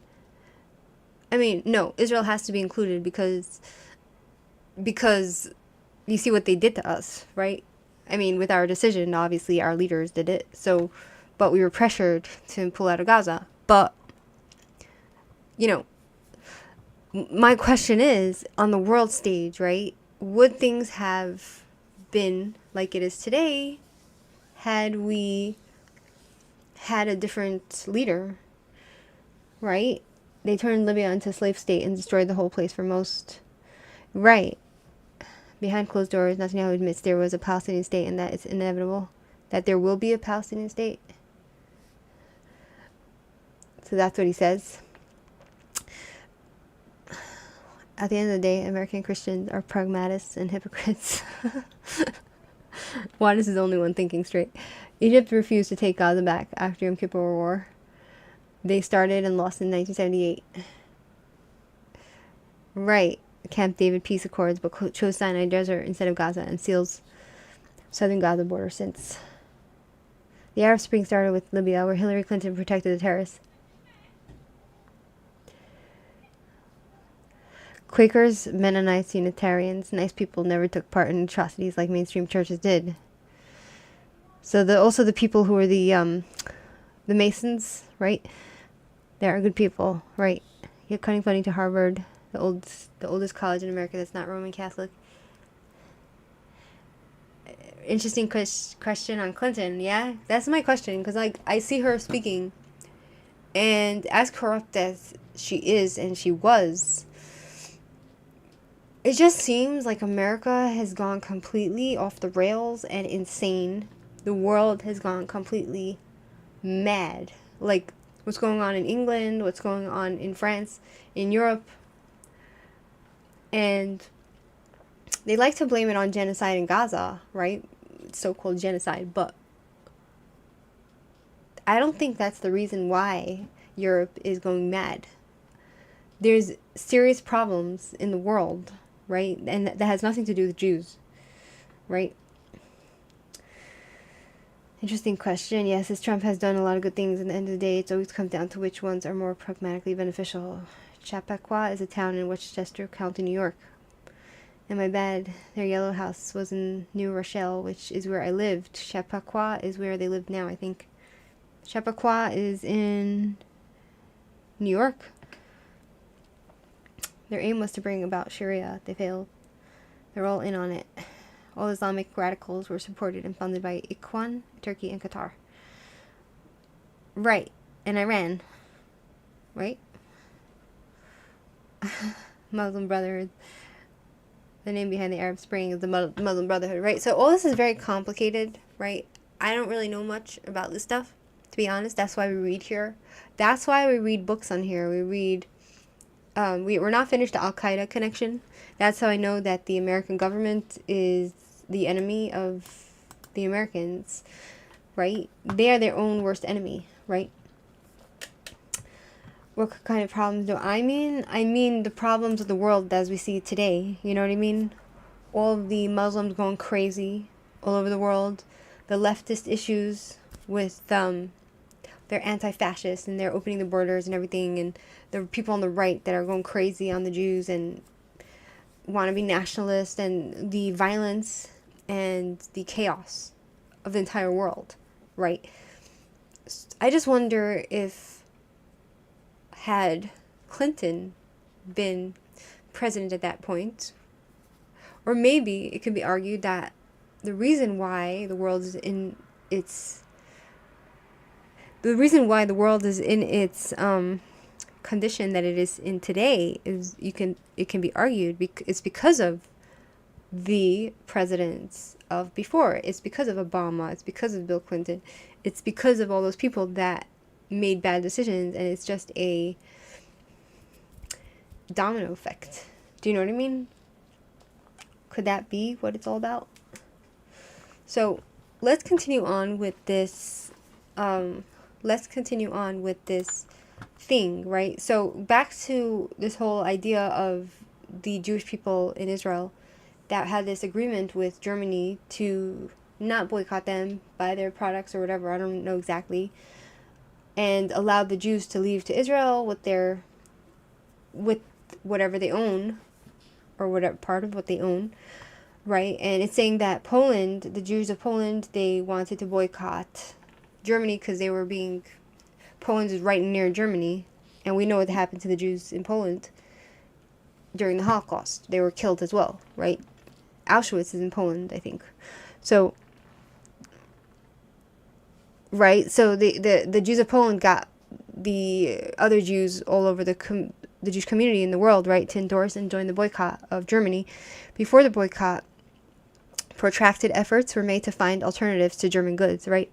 So before the boycott, people were trying to find other stuff that they can buy that are not from Germany, so as to avoid shortages in the market and encroachment by competitors.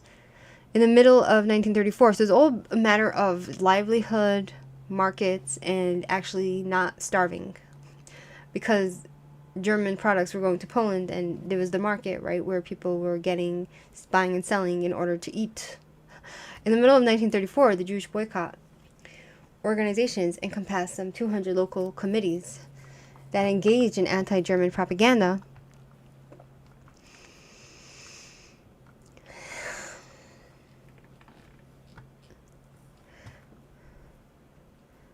Local committees, right? Regulation of German goods in Poland and prosecution of boycott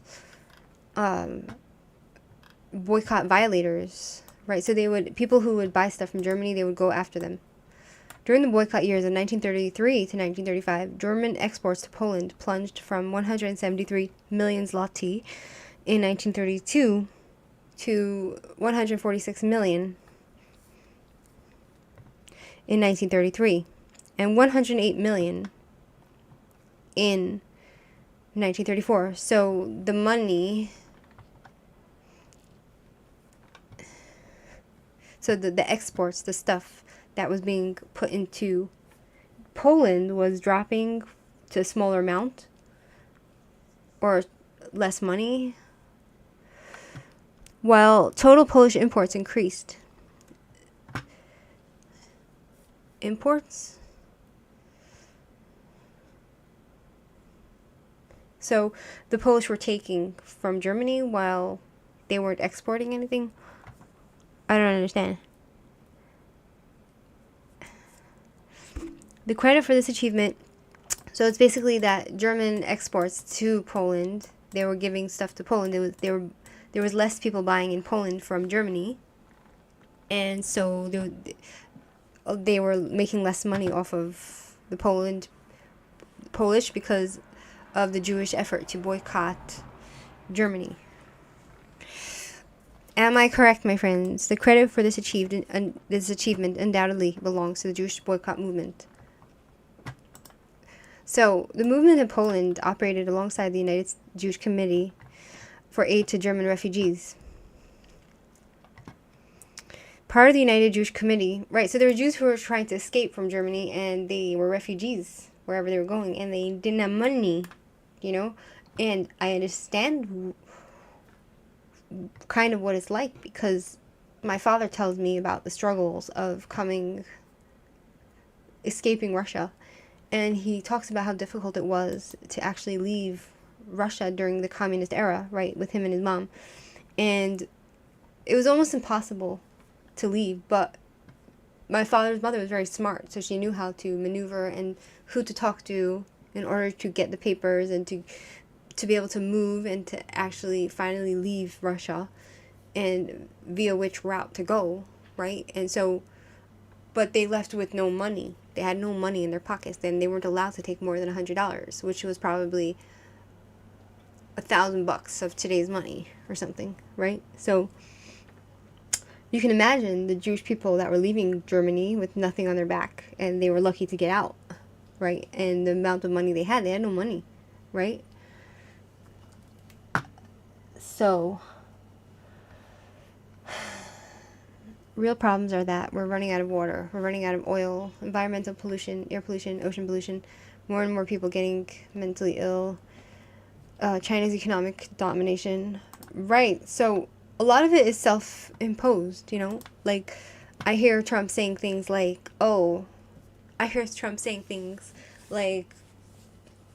why are they running air mills, you know, like those fans for electricity?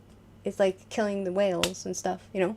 So a lot of it, all of this shortages of the economic stuff with the oil and all that, and the water and all that, it's all self-imposed. It's the corruption of the governments and the traitorous governments and the leftists who are crazy in these European countries, and also the Arab or whoever. I'm asking about the leftist movements.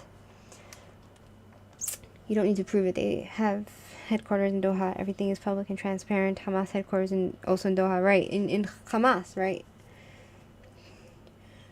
So I'm asking about the leftist movements. Right. So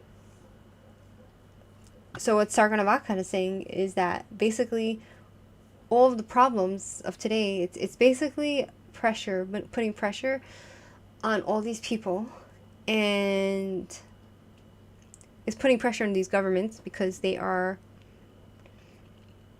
messing things up, right? And it's putting pressure on the people because the people are suffering from shortages and from jobs and all that, and people are getting crazy, and it's gonna combust. And this is what we're seeing with the anti-Semitism, is to blame the Jews for everything, so that because they need someone to blame to make themselves feel better, right? And they think somehow it will get better for them, right? Is that what you're saying? All these issues of the world.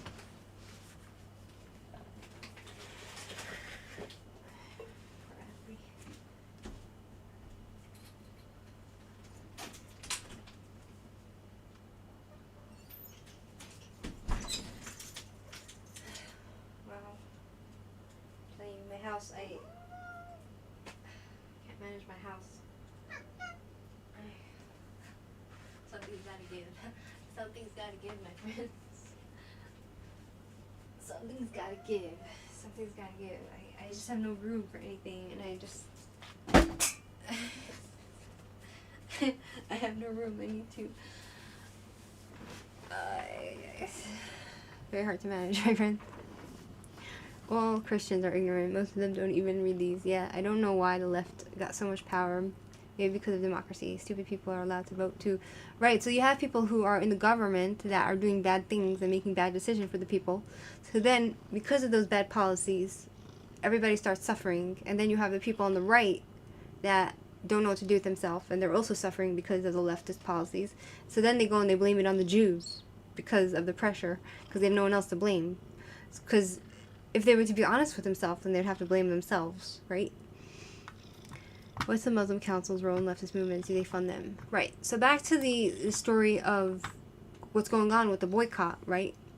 So the movement in Poland operated alongside the United Jewish Committee for Aid to German Refugees, part of the United Jewish Committee for Struggle Against Anti-Jewish Persecution in Germany.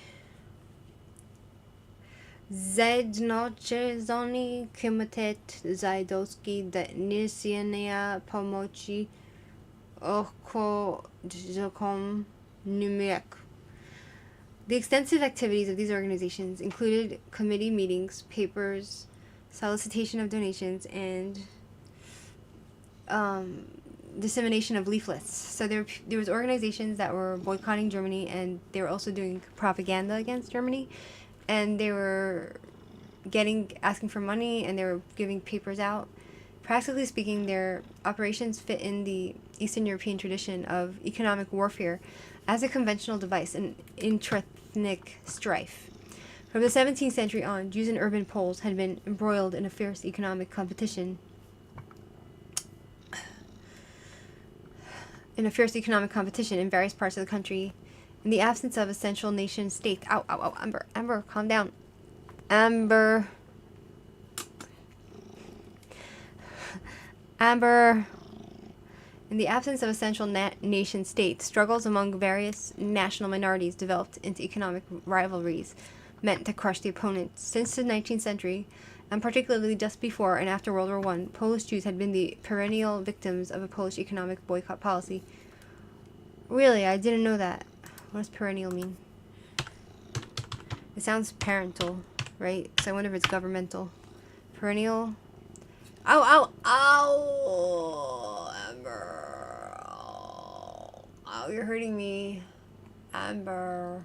Your nails are very strong. You're hurting me, Amber. Be gentle. Gentle. Do you know how to be gentle? Stop poking me and scratching me. Ow. Perennial. Everlasting. It's an everlasting, perpetual. You see, I don't know English. So it says here that the Polish Jews had been the everlasting victims of a Polish economic boycott policy. So the Poles were always boycotting the Jews. So although the boycott was a markedly secular political undertaking, the activities of the boycott committees contained elements peculiar to traditional Judaism, and in particular, Polish traditional Judaism. Thus, for example, the boycott committee held a large proportion of their meetings in synagogues.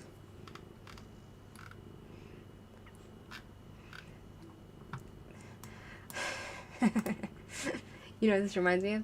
It reminds me of the Jewish people in America that were having a meeting for Israel in a shul, in a synagogue, right? And all the anti-Israel people, the pro-Hamas people came to protest there, and they started to get violent with the Jews there, right?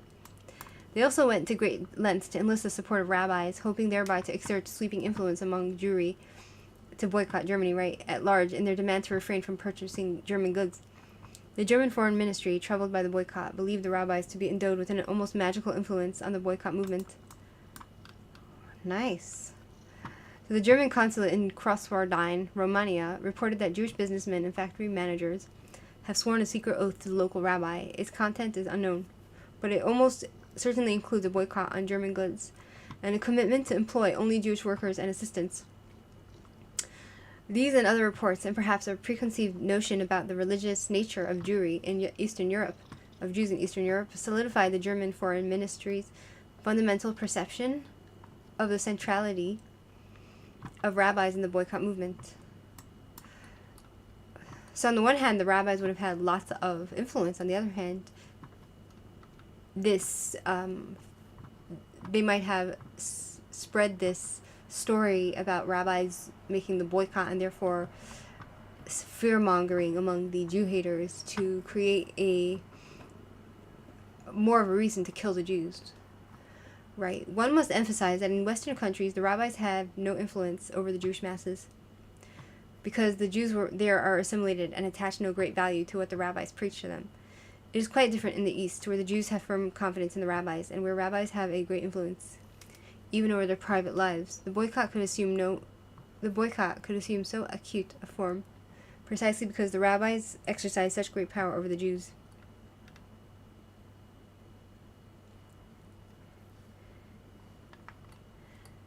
So who's saying this? Who said this? Because they believed the rabbis wielded such a strong influence on the Polish boycott movement, the German authorities swiftly dispatched Rabbi Asriel Hildesheimer, a leader of German Orthodoxy, to Warsaw, which is Poland, in order to prevail upon Jewish businessmen to lift the boycott. Zalman Rabashov Shazar described how the mission fared. The Jews of Warsaw acted correctly by bodily removing Rabbi Hildesheimer from the synagogue and telling him to go home. Apart from the rabbi's traditional leadership function, right, so it looks like this rabbi, he probably didn't have much agency, you know, meaning like he didn't have the choice because the Germans were forcing him to do this, to convince the other Jews to to not boycott Germany, right? Because right, this poor guy, can you imagine? Did he die in the Holocaust? Was he killed?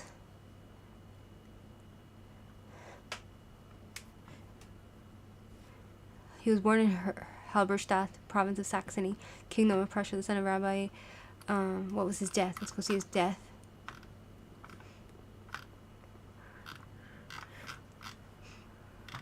Did he die in the Holocaust?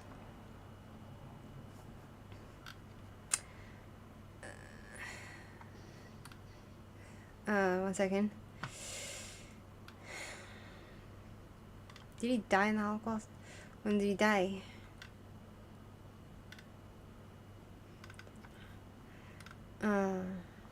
Biography? He died in Germany in age 79. He died June 12th, 1899. What? Are we talking about the same rabbi? What? What?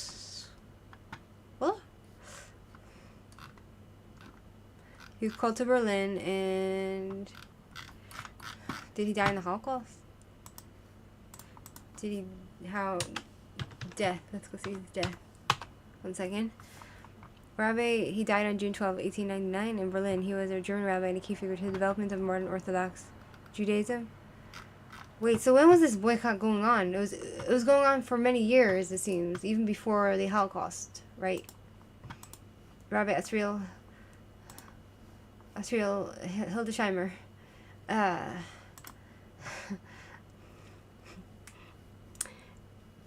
Wait, so when was this? What year was this? It doesn't say the year. The German consulate? Was it a different rabbi? Was there a few different? Whatever. Okay. Zalman Rabashav Shazar describes how the mission fared, right? So he came and they took him and they told him to go home. Apart from the rabbi's traditional leadership function in the boycott movement, various practices attested to the existence of traditional religious patterns that affected the nature of political action taken by Polish Jewry. The German embassy in Warsaw reported that at the Jewish boycott conference in London 1934, delegates from Poland proposed that Jewish violators of the boycott be brought to justice before a Beis Din, before a Jewish rabbinate, right? A judge authority in the Jewish tradition, right? Rabbinical court.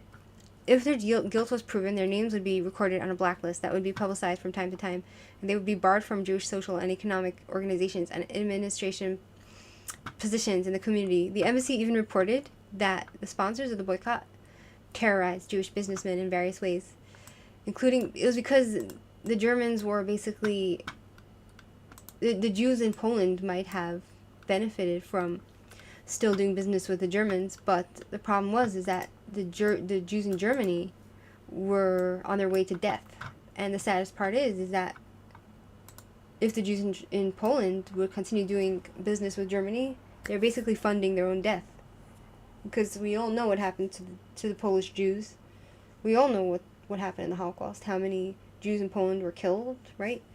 How many Jews in Poland were killed?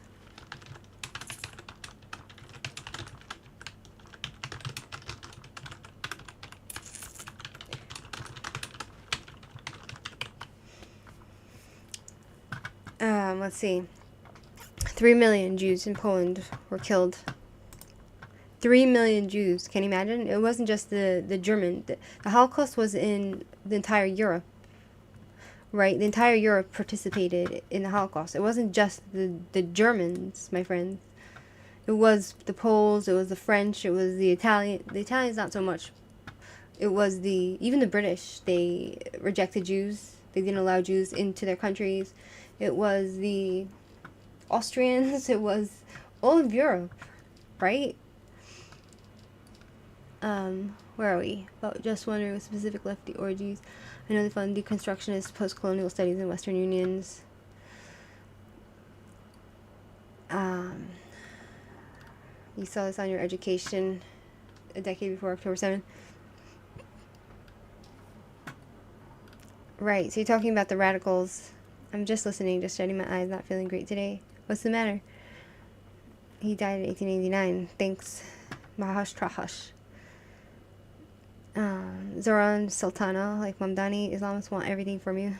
What they did in Poland is what they are planning here. You mean the Holocaust? Yes, been wanting to trace the Green-Red Alliance going back to a decade. 2 or 3, I know about the new parties. You'll ask GPT later. So, by the way, be careful with ChatGPT because it's not reliable. You know, even if it pops up like this, you have to still make sure you know the sources that they're giving you, because a lot of the time it hallucinates, it gives you the wrong information. That's my experience with ChatGPT. Do you understand? So basically, when the Jews of Poland were not Jews of Poland who cheated on the boycott and did business with the Germans, they were being shamed and named. But the problem was that when they were doing business with Germany, they were funding their own genocide. They were funding their own murder.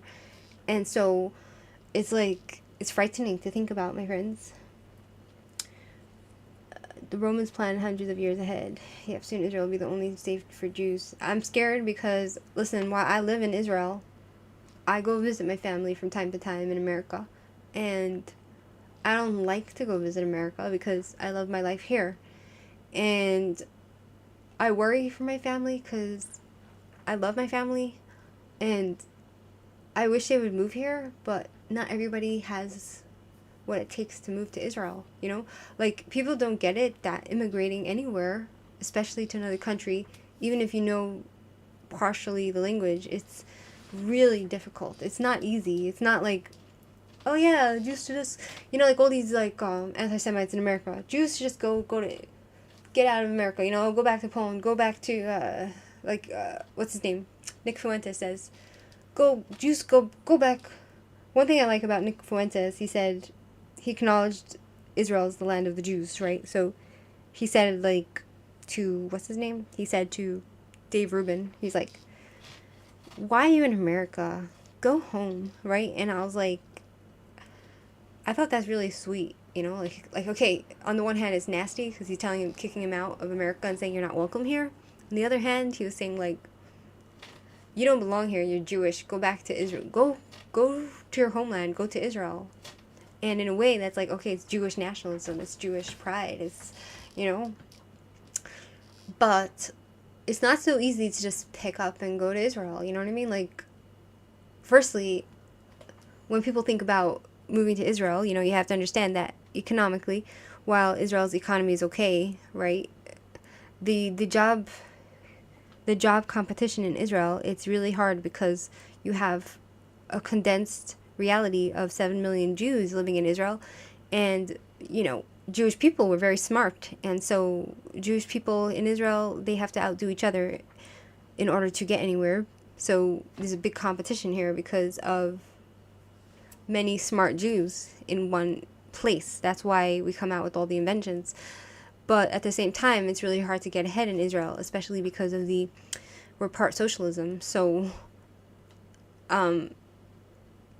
the Jews in America, right, that they happen to be smarter than the average non-Jew. So when they go into business, a lot of the time, yes, they can make something of themselves. You know what I mean? Like Dave Rubin made something of himself.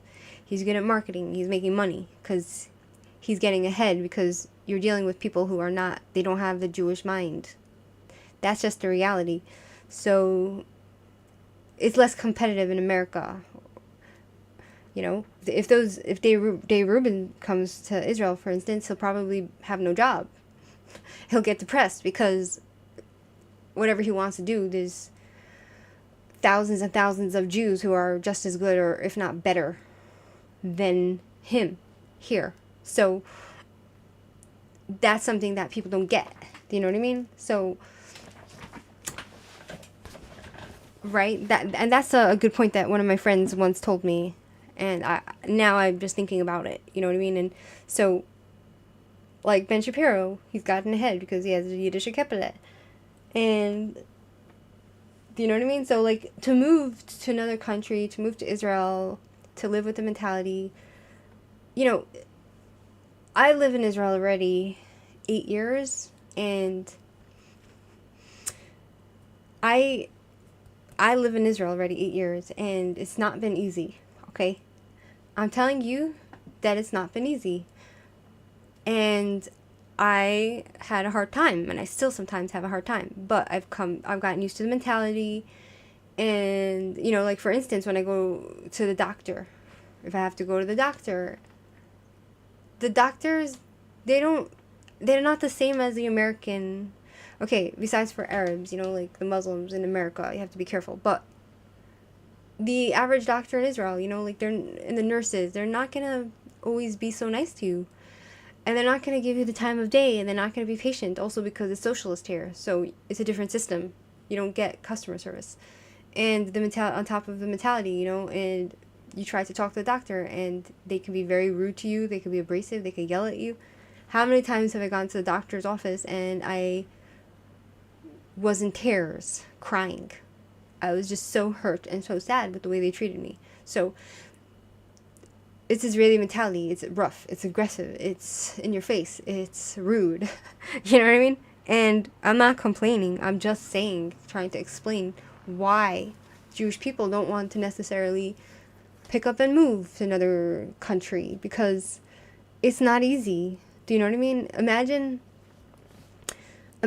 like Aham, or imagine you have to pick up and move to Islamic country. Imagine something went wrong in America and you had to move to Saudi Arabia. Think about that. Imagine that, moving to another culture, learning the language, and needing to basically deal with the mentality of Islam and Muslims, you know, and you being a second-class citizen there. In Israel, Jews wouldn't be second class, but it's because it's our country, but it's not easy. Do you know what I mean? Americans are slowly being radicalized. It's very scary. So I only use it for numbers. It's a bad source for reading anything mediocre, right? The noose is tightening. I'm worried, you know. The issue is not Israel, it is the West. Israel is just a floodgate. Exactly. When it falls, all Europe will go. But Israel's not going to fall. That's the thing. You remember the video that I made of the guy who came to Israel? What was his name? What was the guy's name that came to Israel? And let me show you the video here.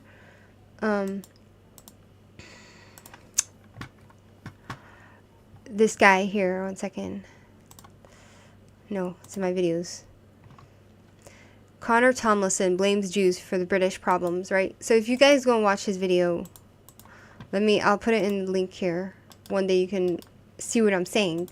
But he came to Israel and he's all upset about what's happening in his country, right? And he comes to Israel and he sees how Israel is flourishing and he's jealous. Do you know what I mean? And I understand where he's coming from, but at the same time, like, to think that Israel is going to collapse, that's not so. It's the time for the Jews now in Israel. If the Jews come to Israel, then if they come here in time, then hopefully they'll be saved, right? But now is the time of Israel it's our time. It's our star shining. So the rest of the world is going to crumble and we're going up. So, you know, it's just the way it is. Do you know what I mean? This is not emotional, it's real politics. Thanks for Hanny. Jews will always only be dual, but to themselves. Exactly. Exactly. That's the thing. All these people that hate Jews and they say that Jews have dual loyalty, what they don't get is that the Jews only are disloyal to themselves and their own people. They are more loyal to the Goyim than they are to their own people. And that's really sad a lot of the time for Jewish people. Have you heard of one for Israel? Jews will always only be dual to themselves. And thanks for asking. I have some elevation sickness. I live very high up in the mountains. And the highest you've ever lived was Jerusalem. Jerusalem is high? Jerusalem is elevated? Gaza Street, by the way, behind the Cafe Yeshua. I don't know Cafe Yeshua. But I know Gaza Street. I've been around Israel, Jerusalem and stuff, but I don't really keep track of the streets, you know what I mean? This is not emotional, it is real politics. Sabrina slow, oxygen uptake messed up, shallow breathing. That's scary. Fatigue right now, I understand it's hard. But the news is tightening for us all. Very fatalistic, my friends. The docs and the nurses yell. Yes, they do. Okay? Same with the bus drivers. Exactly.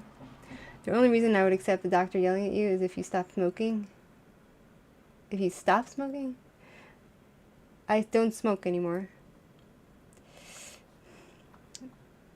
Thanks, doctor. The envy is always like, they're taking your tax dollars. Right. So,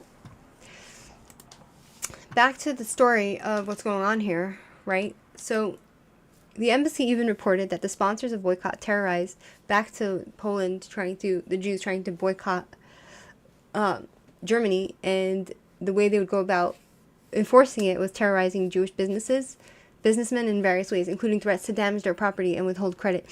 Reports from the German Foreign Ministry attest to considerable confusion on the part of German authorities in their contacts with Polish Jews. The authorities were evidently unwilling, if not unable, to deal with the Jewish community so radically different from that familiar to them in Germany.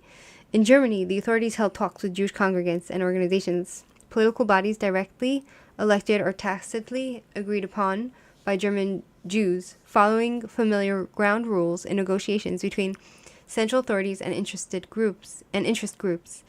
In Poland, however, they encountered a moral authority based on internalized Jewish religious values. I feel like the German Jews were less religious, right? The influence and function of which transcended the confines of formal group representation and had various effects on the political undertakings of the community at large.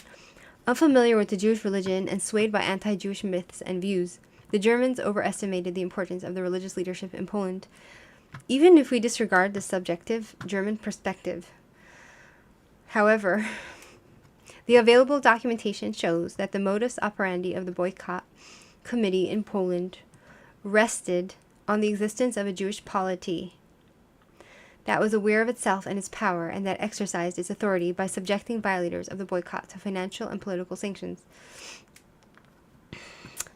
In January 1934, for example, Agudat Yisrael proclaimed at its 5th National Convention in Poland that breaching the boycott was tantamount to grave betrayal of the vital interests of Jewry, right?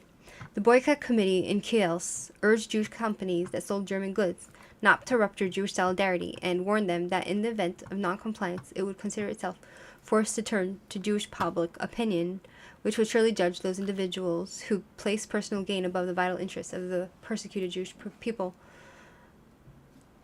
In Bialystok, the United Jewish Committee for Struggle Against Anti-Jewish Persecution in Germany termed violation of the boycott treachery.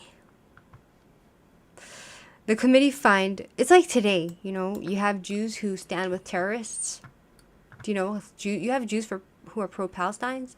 They are treacherous and they are traitorous. And it's always been this way. It's very sad. The enemy is always like, they're taking our tax dollars. Yeah, Jerusalem is elevated, snow in the winter, etc. Well, I live in Judea, so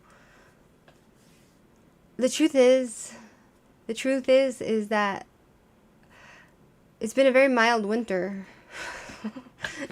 It's barely rained, and it's maybe up north it's rained a little bit, but it's barely rained, it's barely snowed. It's nice weather. I could wear a sweater to Jerusalem and I'm fine, my friend. The boycott committee in Kiel urged Jewish communities that sold German goods not to rupture, to turn the Jewish public opinion, which would surely judge those individuals. Violation of the boycott treachery. Yeah. So, basically, when I first came to Israel, the first few weeks, I was so sick. I was having diarrhea, and I was throwing up and having diarrhea, and it continues today, exactly. And I was so sick, I can't believe I survived. I was so sick. Do you know what I mean? And I remember there was this one guy that wanted me to come to his house for Shabbat with his family, and he liked me, right? He was in like New York, and he saw me there and he wanted my number, so I gave it to him. And then I came to Israel, and then I went to his parents' house, and he was there, and he had all these girls other than me by his parents' house. And I didn't want to go at first, but he was begging me to come. I told him my stomach is upset, you know, I'm attached to the toilet, and he didn't care. That should have been a red flag, you know, because, you know, if you tell someone you're not feeling well and you're attached to the toilet and they don't care, then, you know. But I find that a lot of people are like that. A lot of men, they're like that. They don't really see women as a human being, and they somehow think that you're making it up if you're having diarrhea. You know what I mean? But, right? So then when I got to his house, his parents had to take care of me. They didn't take care of me, but they were all like they were very nice. They were very caring, which it's really nice that they cared, because I know some people that had terrible experiences when they happened to be even in a Jewish person's house, and the Jewish people treated them terribly. I'm talking about Jews treating other Jews really bad, and they had a nightmare. But these people were really kind, and they were getting all these like different pills to try to help me, you know. So that was nice that they cared enough. So maybe because of them I'm still alive today. But because, you know, when you go to another country and the change of the air, and what do you call you're in a different side of the world, so your body will, you know. So a lot of people, I read that people would come to Israel and they would die from what they call syphilis. And if I would have known that it's that dangerous, I would have tried to go to the doctor or something. Do you know what I mean? So I was so embarrassed. I had food poisoning at a Jewish girl's house in London, and her sweet family gave me the guest bedroom and took care of me. I did not know where to bury myself. It was on Shabbat. I did not know them. It was my first time meeting them. Wow. Right? So most of the time, they'll be very kind to you. Once in a while, you'll meet, like, evil people that happen to be Jewish, and they're just bad people, and they'll treat you badly. But for the most part, I think most people are good, you know? But it was an interesting experience, right, coming to Israel. And so I know what you're saying when it talks about, you know, the elevation, but the different climate, that's the word. When I came to Israel, it was a different climate, and my body had to get used to it. And I was working on a farm, and I was in the vineyard, and basically they thought I was joking. They thought I just didn't want to work. They thought I didn't want to work. And basically we would go on the farm. We would be 7 in the morning or 5 in the morning or 6 in the morning, depending on the time, until like 4 or 5 in the afternoon in the vineyard with the sun, the beating sun, even in the winter when it was cooler. But still, I happened to start working there in March, and it's starting to get warmer, right? So the climate is so hot in Israel. It's so different from New York. And by the time it came time for lunch around 11 or 12, I could barely walk back to the place for lunch with all the people, and I just felt exhausted. My entire body felt like I couldn't get up. I was exhausted, and I would sleep. Like at 12 o'clock in the afternoon, I fell asleep, and I would wake up like around 5 or 6 in the evening, and they were getting angry at me because I wasn't going back to the vineyard. But my body was unable to get out of bed. I just couldn't get up physically. My entire body was like a log. So it was a very different experience going. That's why, like, when you travel, you have to be careful if you're like a more sensitive person. Not everybody that travels easy because of the air, the climate, you know. I'm also very sensitive when it comes to the air I breathe. If I go to someone's house and the air is not clean and there's mold or there's something, I can get terrible migraines that won't go away, you know? So it depends on the person, right? Different bugs too. Many Ulim catch stomach bugs in Israel. When I went to Latvia with my ex, never been to that area, I got deadly ill too. Wow. Oh my god, which kibbutz were you at? I was in Itamar. I do not think you had encounter. It wasn't in a kibbutz, it was in a settlement in northern Samaria near Shechem, which is Nablus. Near the big city of Nablus. Near the Arabs, right? I do not think you had to encounter anywhere else in the world a kind of culture that Jews display towards one another in Israel. True. So the Polish Jews would say any Polish Jew that would go and do business with Germany, it's treachery, because it seems like they're very loyal to the Jews of Germany, because the German Jews were being persecuted, right? The committee fined boycott violators and raised considerable sums in so doing. These were manifestations of the existence of an internal Jewish judicial system that, even if lacking an external penal authority, followed an internal Jewish ethical code and applied social sanctions. Such a system wields much clout in any society, especially a traditional one. Evacuation and departure, right? Although meant for the betterment of German Jewry, the Jewish boycott movement conflicted with Jewish interests in Germany. From the time the boycott first... Right, so that's why it was very... This is another thing. It's just such a sensitive subject and such a different time, and it's just such a detailed, sensitive... It's nuanced what happened there. Everybody was getting affected in a different way, right? And it was very sensitive for the Jews of Germany because the Germans were...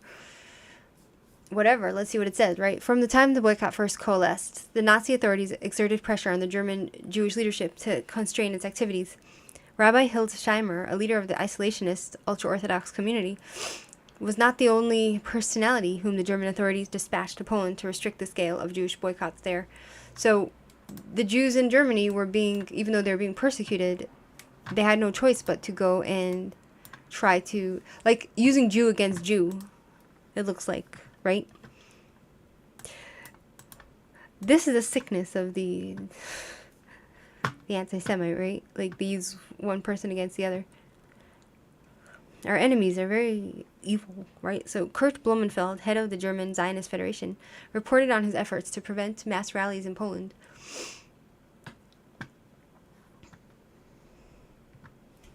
By appealing to Jewish leaders in Krakow and Lvov, right? At one meeting of the Histadrut Executive Committee, Moshe Beilenson, a major spokesman of the labor movement in Palestine and the correspondent for Davar in Germany, who had returned to Palestine from a lengthy visit there, expressed the following assessment. German Jews favor the boycott, not only Zionists, but also the Norman Jews, ultranationalist assimilationists, and the Jews of the Central Varian. All Jews hate this regime and the German people. We did not witness such a phenomenon in Tsarist Russia.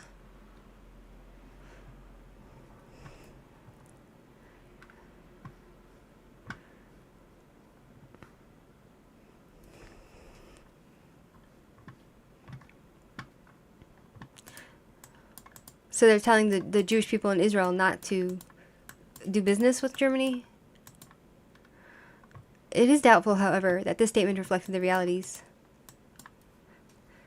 I doubt that the Jews of Germany wanted Israeli Jews to boycott Germany because this was their ticket out of Germany, right?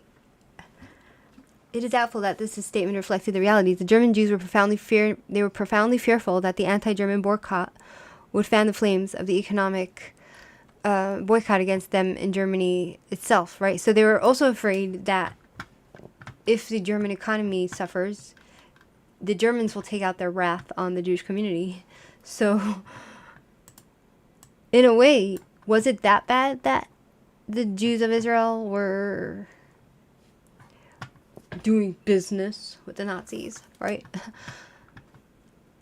It's a very nuanced, difficult, sensitive topic that affected many peoples in many ways. And it was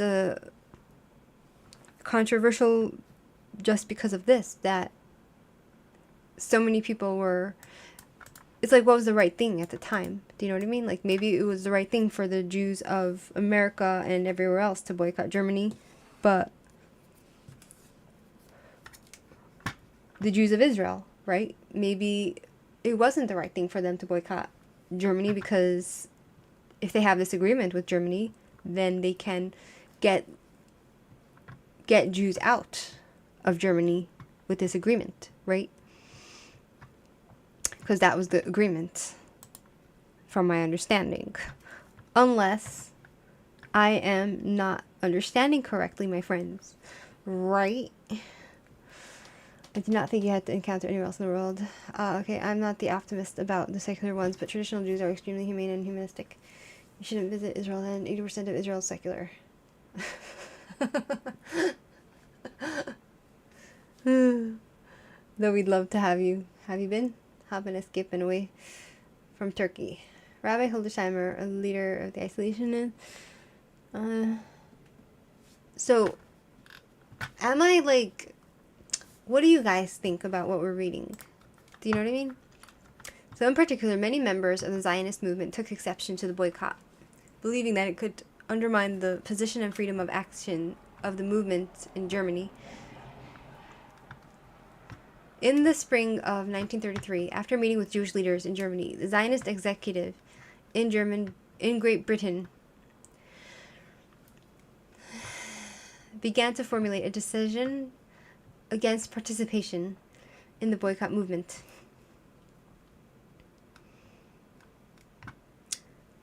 They also urged other Jewish leaders to moderate their stance and refrain from supporting the boycott overtly, like outwardly. Kurt Blumenfeld, in the meeting of the Histadrut Executive Committee in October 1933, expressed himself bluntly. The boycott harms German Jews first and foremost. The boycott has no favorable results for us.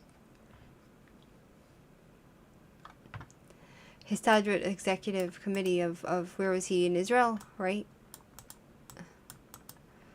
So it could be that the Jews in Israel weren't really benefiting from the boycott, from doing business with Germany, but they just felt they should because this is their chance to get Jews out. Do you know what I mean? Out of Germany, right? Just as there was concern that the boycott movement would kindle the rage of German officialdom against German Jews and expose them to economic boycott measures, the transfer agreement endangered the status of Polish Jewry. This agreement, Jewish leaders feared, was couched in general terms that might attract supporters in Eastern Europe.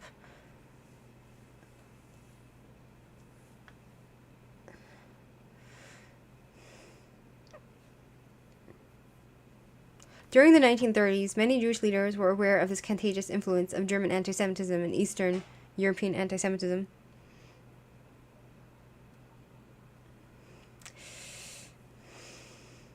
Some believed that the anti-German boycott would have a deterrent effect on anti-Semitic elements in neighboring countries. Many more, however, believed that the transfer agreement could provide an example and a standard for all players in search of a way to expel Jews from their countries.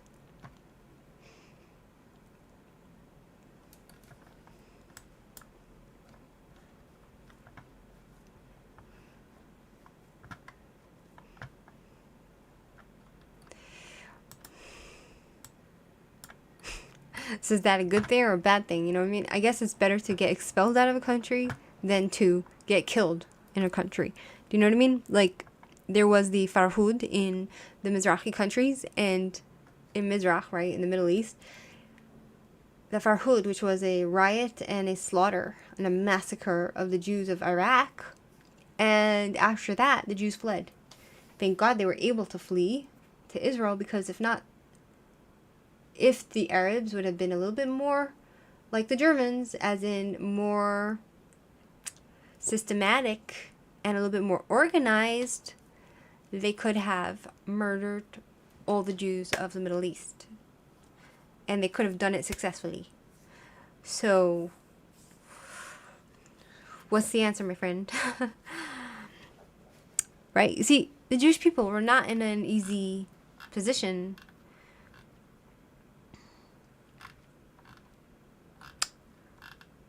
Right? We're not in an easy position. That's just the facts of the matter.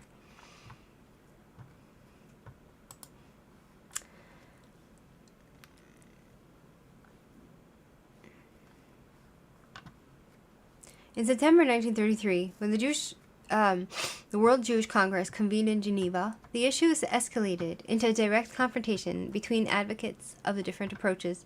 The Polish Jewish delegates espoused the boycott and summarily rejected the transfer agreement.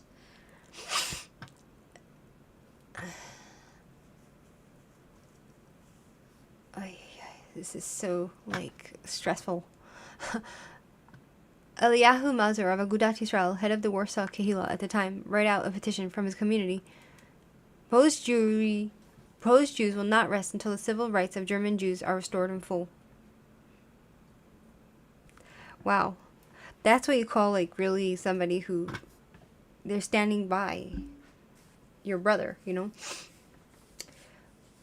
C.H. Rasner, another delegate from Poland, spoke out even more accurately. It is not only the affair of the German Jews, because Hitlerism threatens to strike out at other countries. The Polish fascists are starting to prepare to take over the model and precepts of Hitlerism.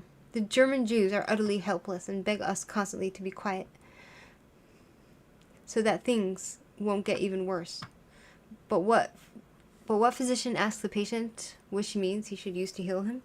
This international conference must proclaim an official boycott. So they're saying that the Jews of Germany are basically in a pickle, right? And they're in a certain position, and they are afraid that the boycott is going to get the Germans to be worse to them. But they're saying that the Jews are in a bad state, so they don't really know that. According to this person, the Jews of Germany, they need the boycott. The other Jews need to boycott Germany in order to somehow help the Germans understand that they need to stop abusing the Jews in Germany. But it didn't seem to help much, right? The boycott. Rasner's statements attest to a total reversal of roles between Western and Eastern Europe Jewry. So there are different Jews who believe in different what to do, right? The imagery of German Jewry as a helpless patient and Polish Jewry as the physician healer would have been inconceivable 1 year earlier. In the past, it was Western Jewry that had ministered at the sickbed of Eastern European Jews, the victim of rampant, violent anti-Semitism. Western Jews' struggle for equal rights for Eastern European Jews was rooted in its own motives. Among others, it was strongly in the interest of Western Jews to eradicate discrimination against Jews anywhere, lest such discrimination continue to serve as a model for emulation and resurface in countries where Jews had already achieved fully equal rights. The adamancy of Polish Jews in its struggle to restore the civil rights of German Jews, and in this context, the community's opposition to the transfer agreement, was simply an echo of the traditional Western Jewish attitude towards anti-Semitism. In one part of the world as a menace to Jewry elsewhere. So the Polish Jewish community's opposition to the transfer agreement, which was to allow German Jews to leave to Israel in exchange for their life, right? To exchange Jewish people's lives from Germany in exchange for Israel, the Jews of Israel, doing business with Germany, buying their goods, right? So the Polish Jews were against it, and right? And in this context, the community's opposition to the transfer agreement was simply an echo of the traditional Western Jewish attitude towards anti-Semitism in one part of the world as a menace to Jewry everywhere else. Especially when the matter concerned neighboring countries such as Germany and Poland. Polish Jews had a good reason to fear that Polish government would review the transfer agreement as a model, right? So they were afraid that if Germany would continue with this and with this agreement with Israel to let the Jews of Germany leave in exchange for money, Poland, they were afraid that Poland, who is also very anti-Semitic, would decide that this is a good idea and let's do what they're doing. Let's get rid of our Jews, you know. It's a very difficult position to be in, right? Like, this is real. This is our lives, right? Like, this is the life of the Jewish people. This was our life, right? Like, this is how we were living. No human rights, etc., etc. Being abused and all that. So,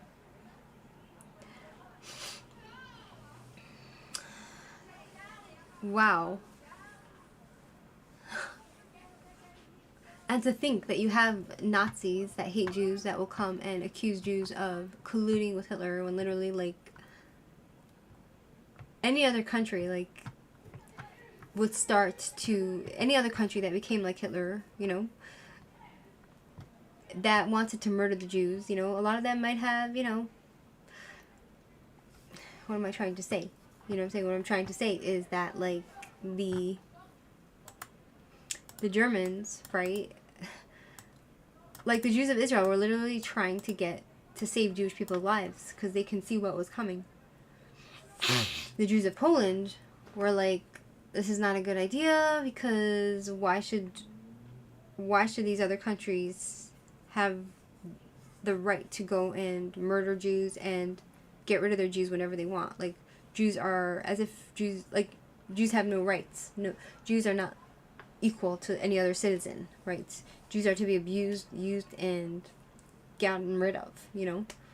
They didn't want it to become a thing. So that's from their point of view, but... Right? But I guess the Jews of Israel can see what was coming, and so therefore they made this agreement, and, you know, oh, now that Israel's being accused of, you know, colluding with Hitler, collaborating with Hitler, like, these anti-Semites, they're pigs. Literally, they're pigs, my friends.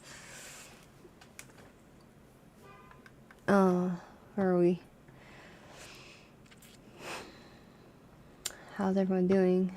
The imaginary of the German Jewry, helpless and patient. Right. They had good believers. What? Excuse me. Getting sick. I need to go to sleep. The Christians murdered the Jews. What are you saying? Europe was all Christian, and they all murdered their Jews. So, I don't know why you can claim that Jesus saved and protected Jews when literally that's not so. The Germans and the Polish people and French, who are all Christian, all of Europe, and Ukraine, Christian, killed the Jews in the name of Jesus because we're Christ killers. That's what they said. And they murdered my great-grandparents. So let's be real and let's stop spreading the delusion that Christians somehow are good for Jews and Christianity. Like, let's be real. Poland had already tried its hand at contracts of this kind to get rid of the Jews, right, in exchange for money. During the immigration of Jews from Poland to Palestine in mid-1920s, the fourth Aliyah, financial arrangements based on a principle similar to the transfer agreement had been made. Oh, so Poland did it too.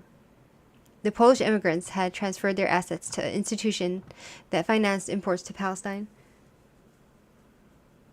So it's basically to attach anything they own to business with Polish authorities and Polish businesses in order to be able to leave Poland to Israel, and Poland would benefit by basically doing business with Israel, right? And the Anglo-Palestine Bank credited these sums to them upon their arrival in Palestine. So it was through England, the British Bank, right?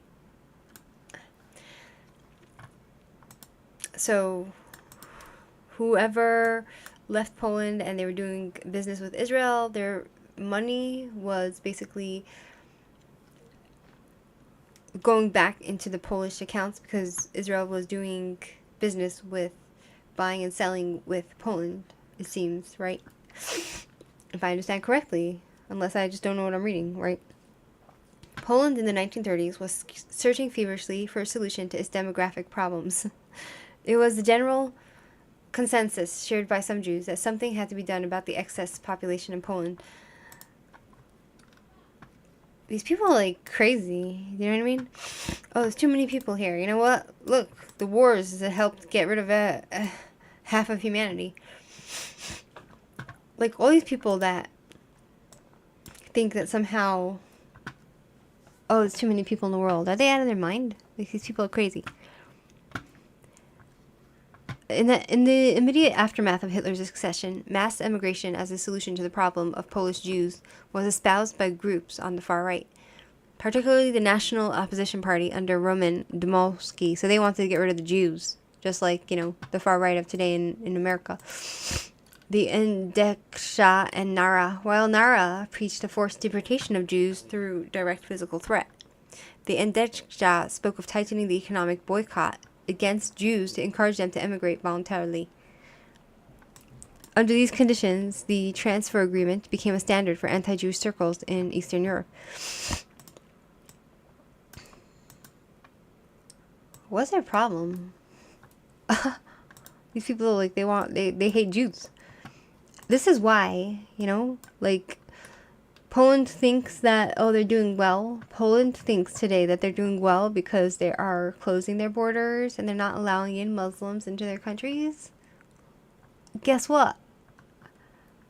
Look how they treated the Jews. So, I think it's short-lived, you know. Like, the next leader of the Polish people, they'll open all their borders and... Or something's going to happen there that's going to go down because of their anti-Semitism, right? Because of Europe is anti-Semitic, they're going down. It's their time, right? So,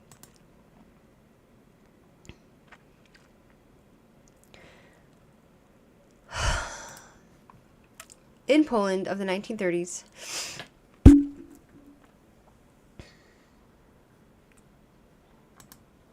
right, so the transfer plan became an intriguing model, thus explaining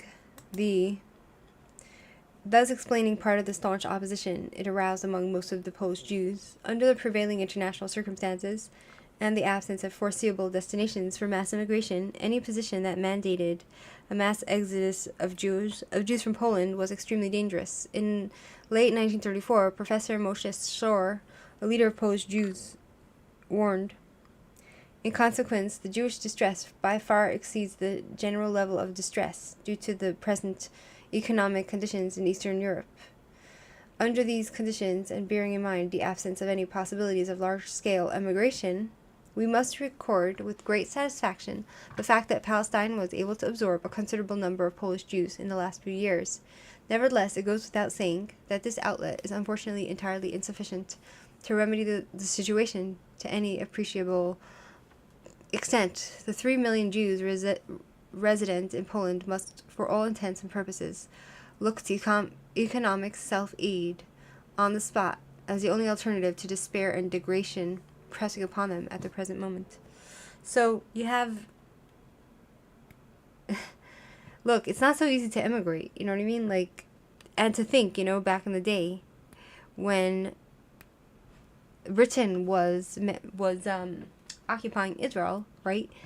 And they were restricting the immigration to Israel because they were scared of the Arabs, and they were also anti-Semitic. And at the time, don't forget, you know, the Arabs didn't want Jews to come to Israel. Any Arabs that were here that moved with the Zionist movement, because most Arabs came with the Zionist movement to Israel for the opportunity, the economic opportunity. And then suddenly they became nationalistic, and they decided that they want whatever the Jews created here for themselves. And more Jewish people coming here was a threat to they wanted, for whatever they had, they wanted to basically kick the Jews out of Israel, the ones that are already here, and steal everything from the Jews. That's what it seems, right? From what we understand. So, from what they had tried over and over again before the state was created, because we have the 1929 massacre in Hebron, where they just, for no reason, massacred 500 people. Huge Jewish communities, right? Going after the Jews of Jerusalem, massacring them. For what? Why? What's the reason? Because they wanted whatever the Jews had. The Jews were working really hard, working the land, and doing business, and it's jealousy. That's what it feels like, right? So,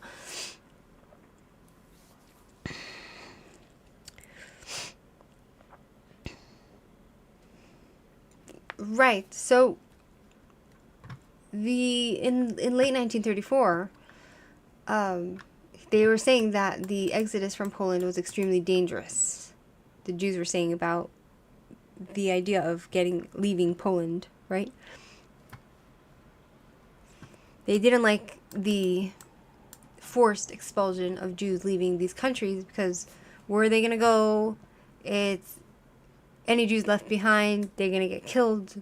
It's anti-Semitic, it's dangerous for the world, for Jews, right? So in the late 1934, Professor Moshe Shor, a leader of Polish Jewry, warned, in consequence, the Jewish distress by far exceeds the general level of distress due to the present economic conditions in the east of Europe. Under these conditions, and bearing in mind the absence of any possibilities of large-scale immigration, we must record with great satisfaction the fact that Palestine was able to absorb a considerable number of Polish Jews in the last few years. Nevertheless, it goes without saying that this outlet is unfortunately entirely insufficient to remedy the situation to any appreciable extent. The 3 million Jews residing in Poland must, for all intents and purposes, look to economic self-aid on the spot as the only alternative to despair and degradation pressing upon them at the present moment. According to Shore, and so those 3 million Jews in Poland, they were killed in the Holocaust. According to Shore and many others who were familiar with the international situation at the time, clinging to Poland was the only option. Acquainted with the economic conditions of Poland, Shore saw no alternative but for Polish Jewry to rely on its own resources and self-aid.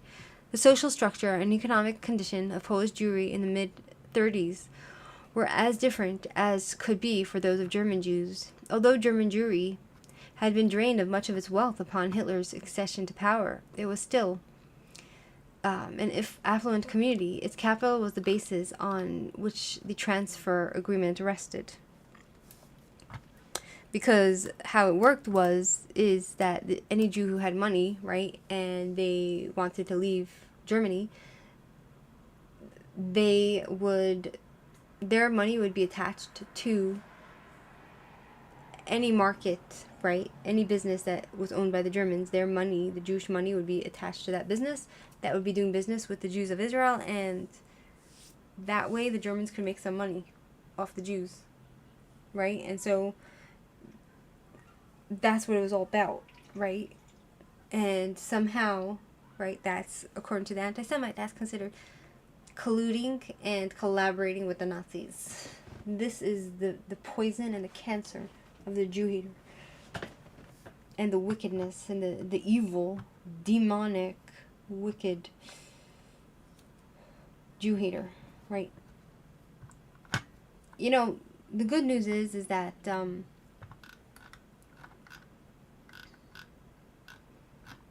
good news is that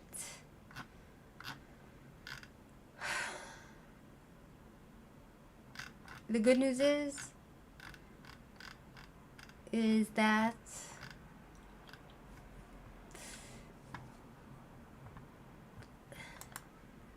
those anti-Semites who hate us so much, the good news is that they will themselves, they will hopefully, like, they're, for someone to be so hateful and wicked and cruel, everybody around them, because of their evil personality and the way they hate Jews, right? And they must have a hateful personality to begin with. So those people, they probably have a large amount of people around them that are suffering from them. And their hatred, you know, and that anger towards Jews, it takes a lot of fuel and resources from a human being to be that wicked and hateful. And so what we can only hope for is that karma, right, and the energies of hatred that they fuel themselves with will eat them alive, right? It will just consume them fully and destroy them from within to without, right? That's the only hope for these demonic, evil, wicked Jew haters. And with that, I think I'm going to leave it here because I'm very tired and it's almost 12 o'clock at night. And I was up very early this morning. I'm up to page 12. And we're up to page 12. And where it talks about how the transfer agreement rested when it came to the basis of the capital in regard to the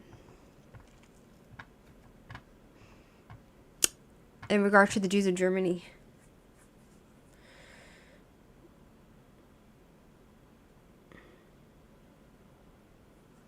Right, even though the Jews lost a lot of their money because of Hitler, right? And so we'll leave it there, page 12. And it's been a very interesting conversation, and I felt like it's something that has to be spoken about because these people, they simplify it and they make accusations about Israel and Jews doing bad things as if, like, oh, you're colluding with Hitler, blah, blah, blah. But that's not what it was about, right? It was about literally saving Jews from hell, right? It's a miracle that Eastern European Jews even exist in this dilemma, that you're still alive. I know, right? Thank you. Anyway, so it is what it is, my friends, and it is what it is, and yeah, right? It's a very difficult topic. It's a very rough topic, but I thought that it's something that we should speak about because it's a very good story to speak about in depth. I already covered this topic, but I looked for my previous video in regard to this particular topic, but I couldn't find it. So I thought, okay, let me do it again. And hopefully with the next anti-Semite, I could just refer them to this video so that they can see that I actually covered it. You know what I mean? Anyway, all the people are soul suckers. They feed off positive energy. Yeah. They're vampires. Energy vampires. Anyway, have a great day. Thanks for being here, Wattis. And the other, whoever's here. Thank you. And I'll talk to you soon, okay? Bye.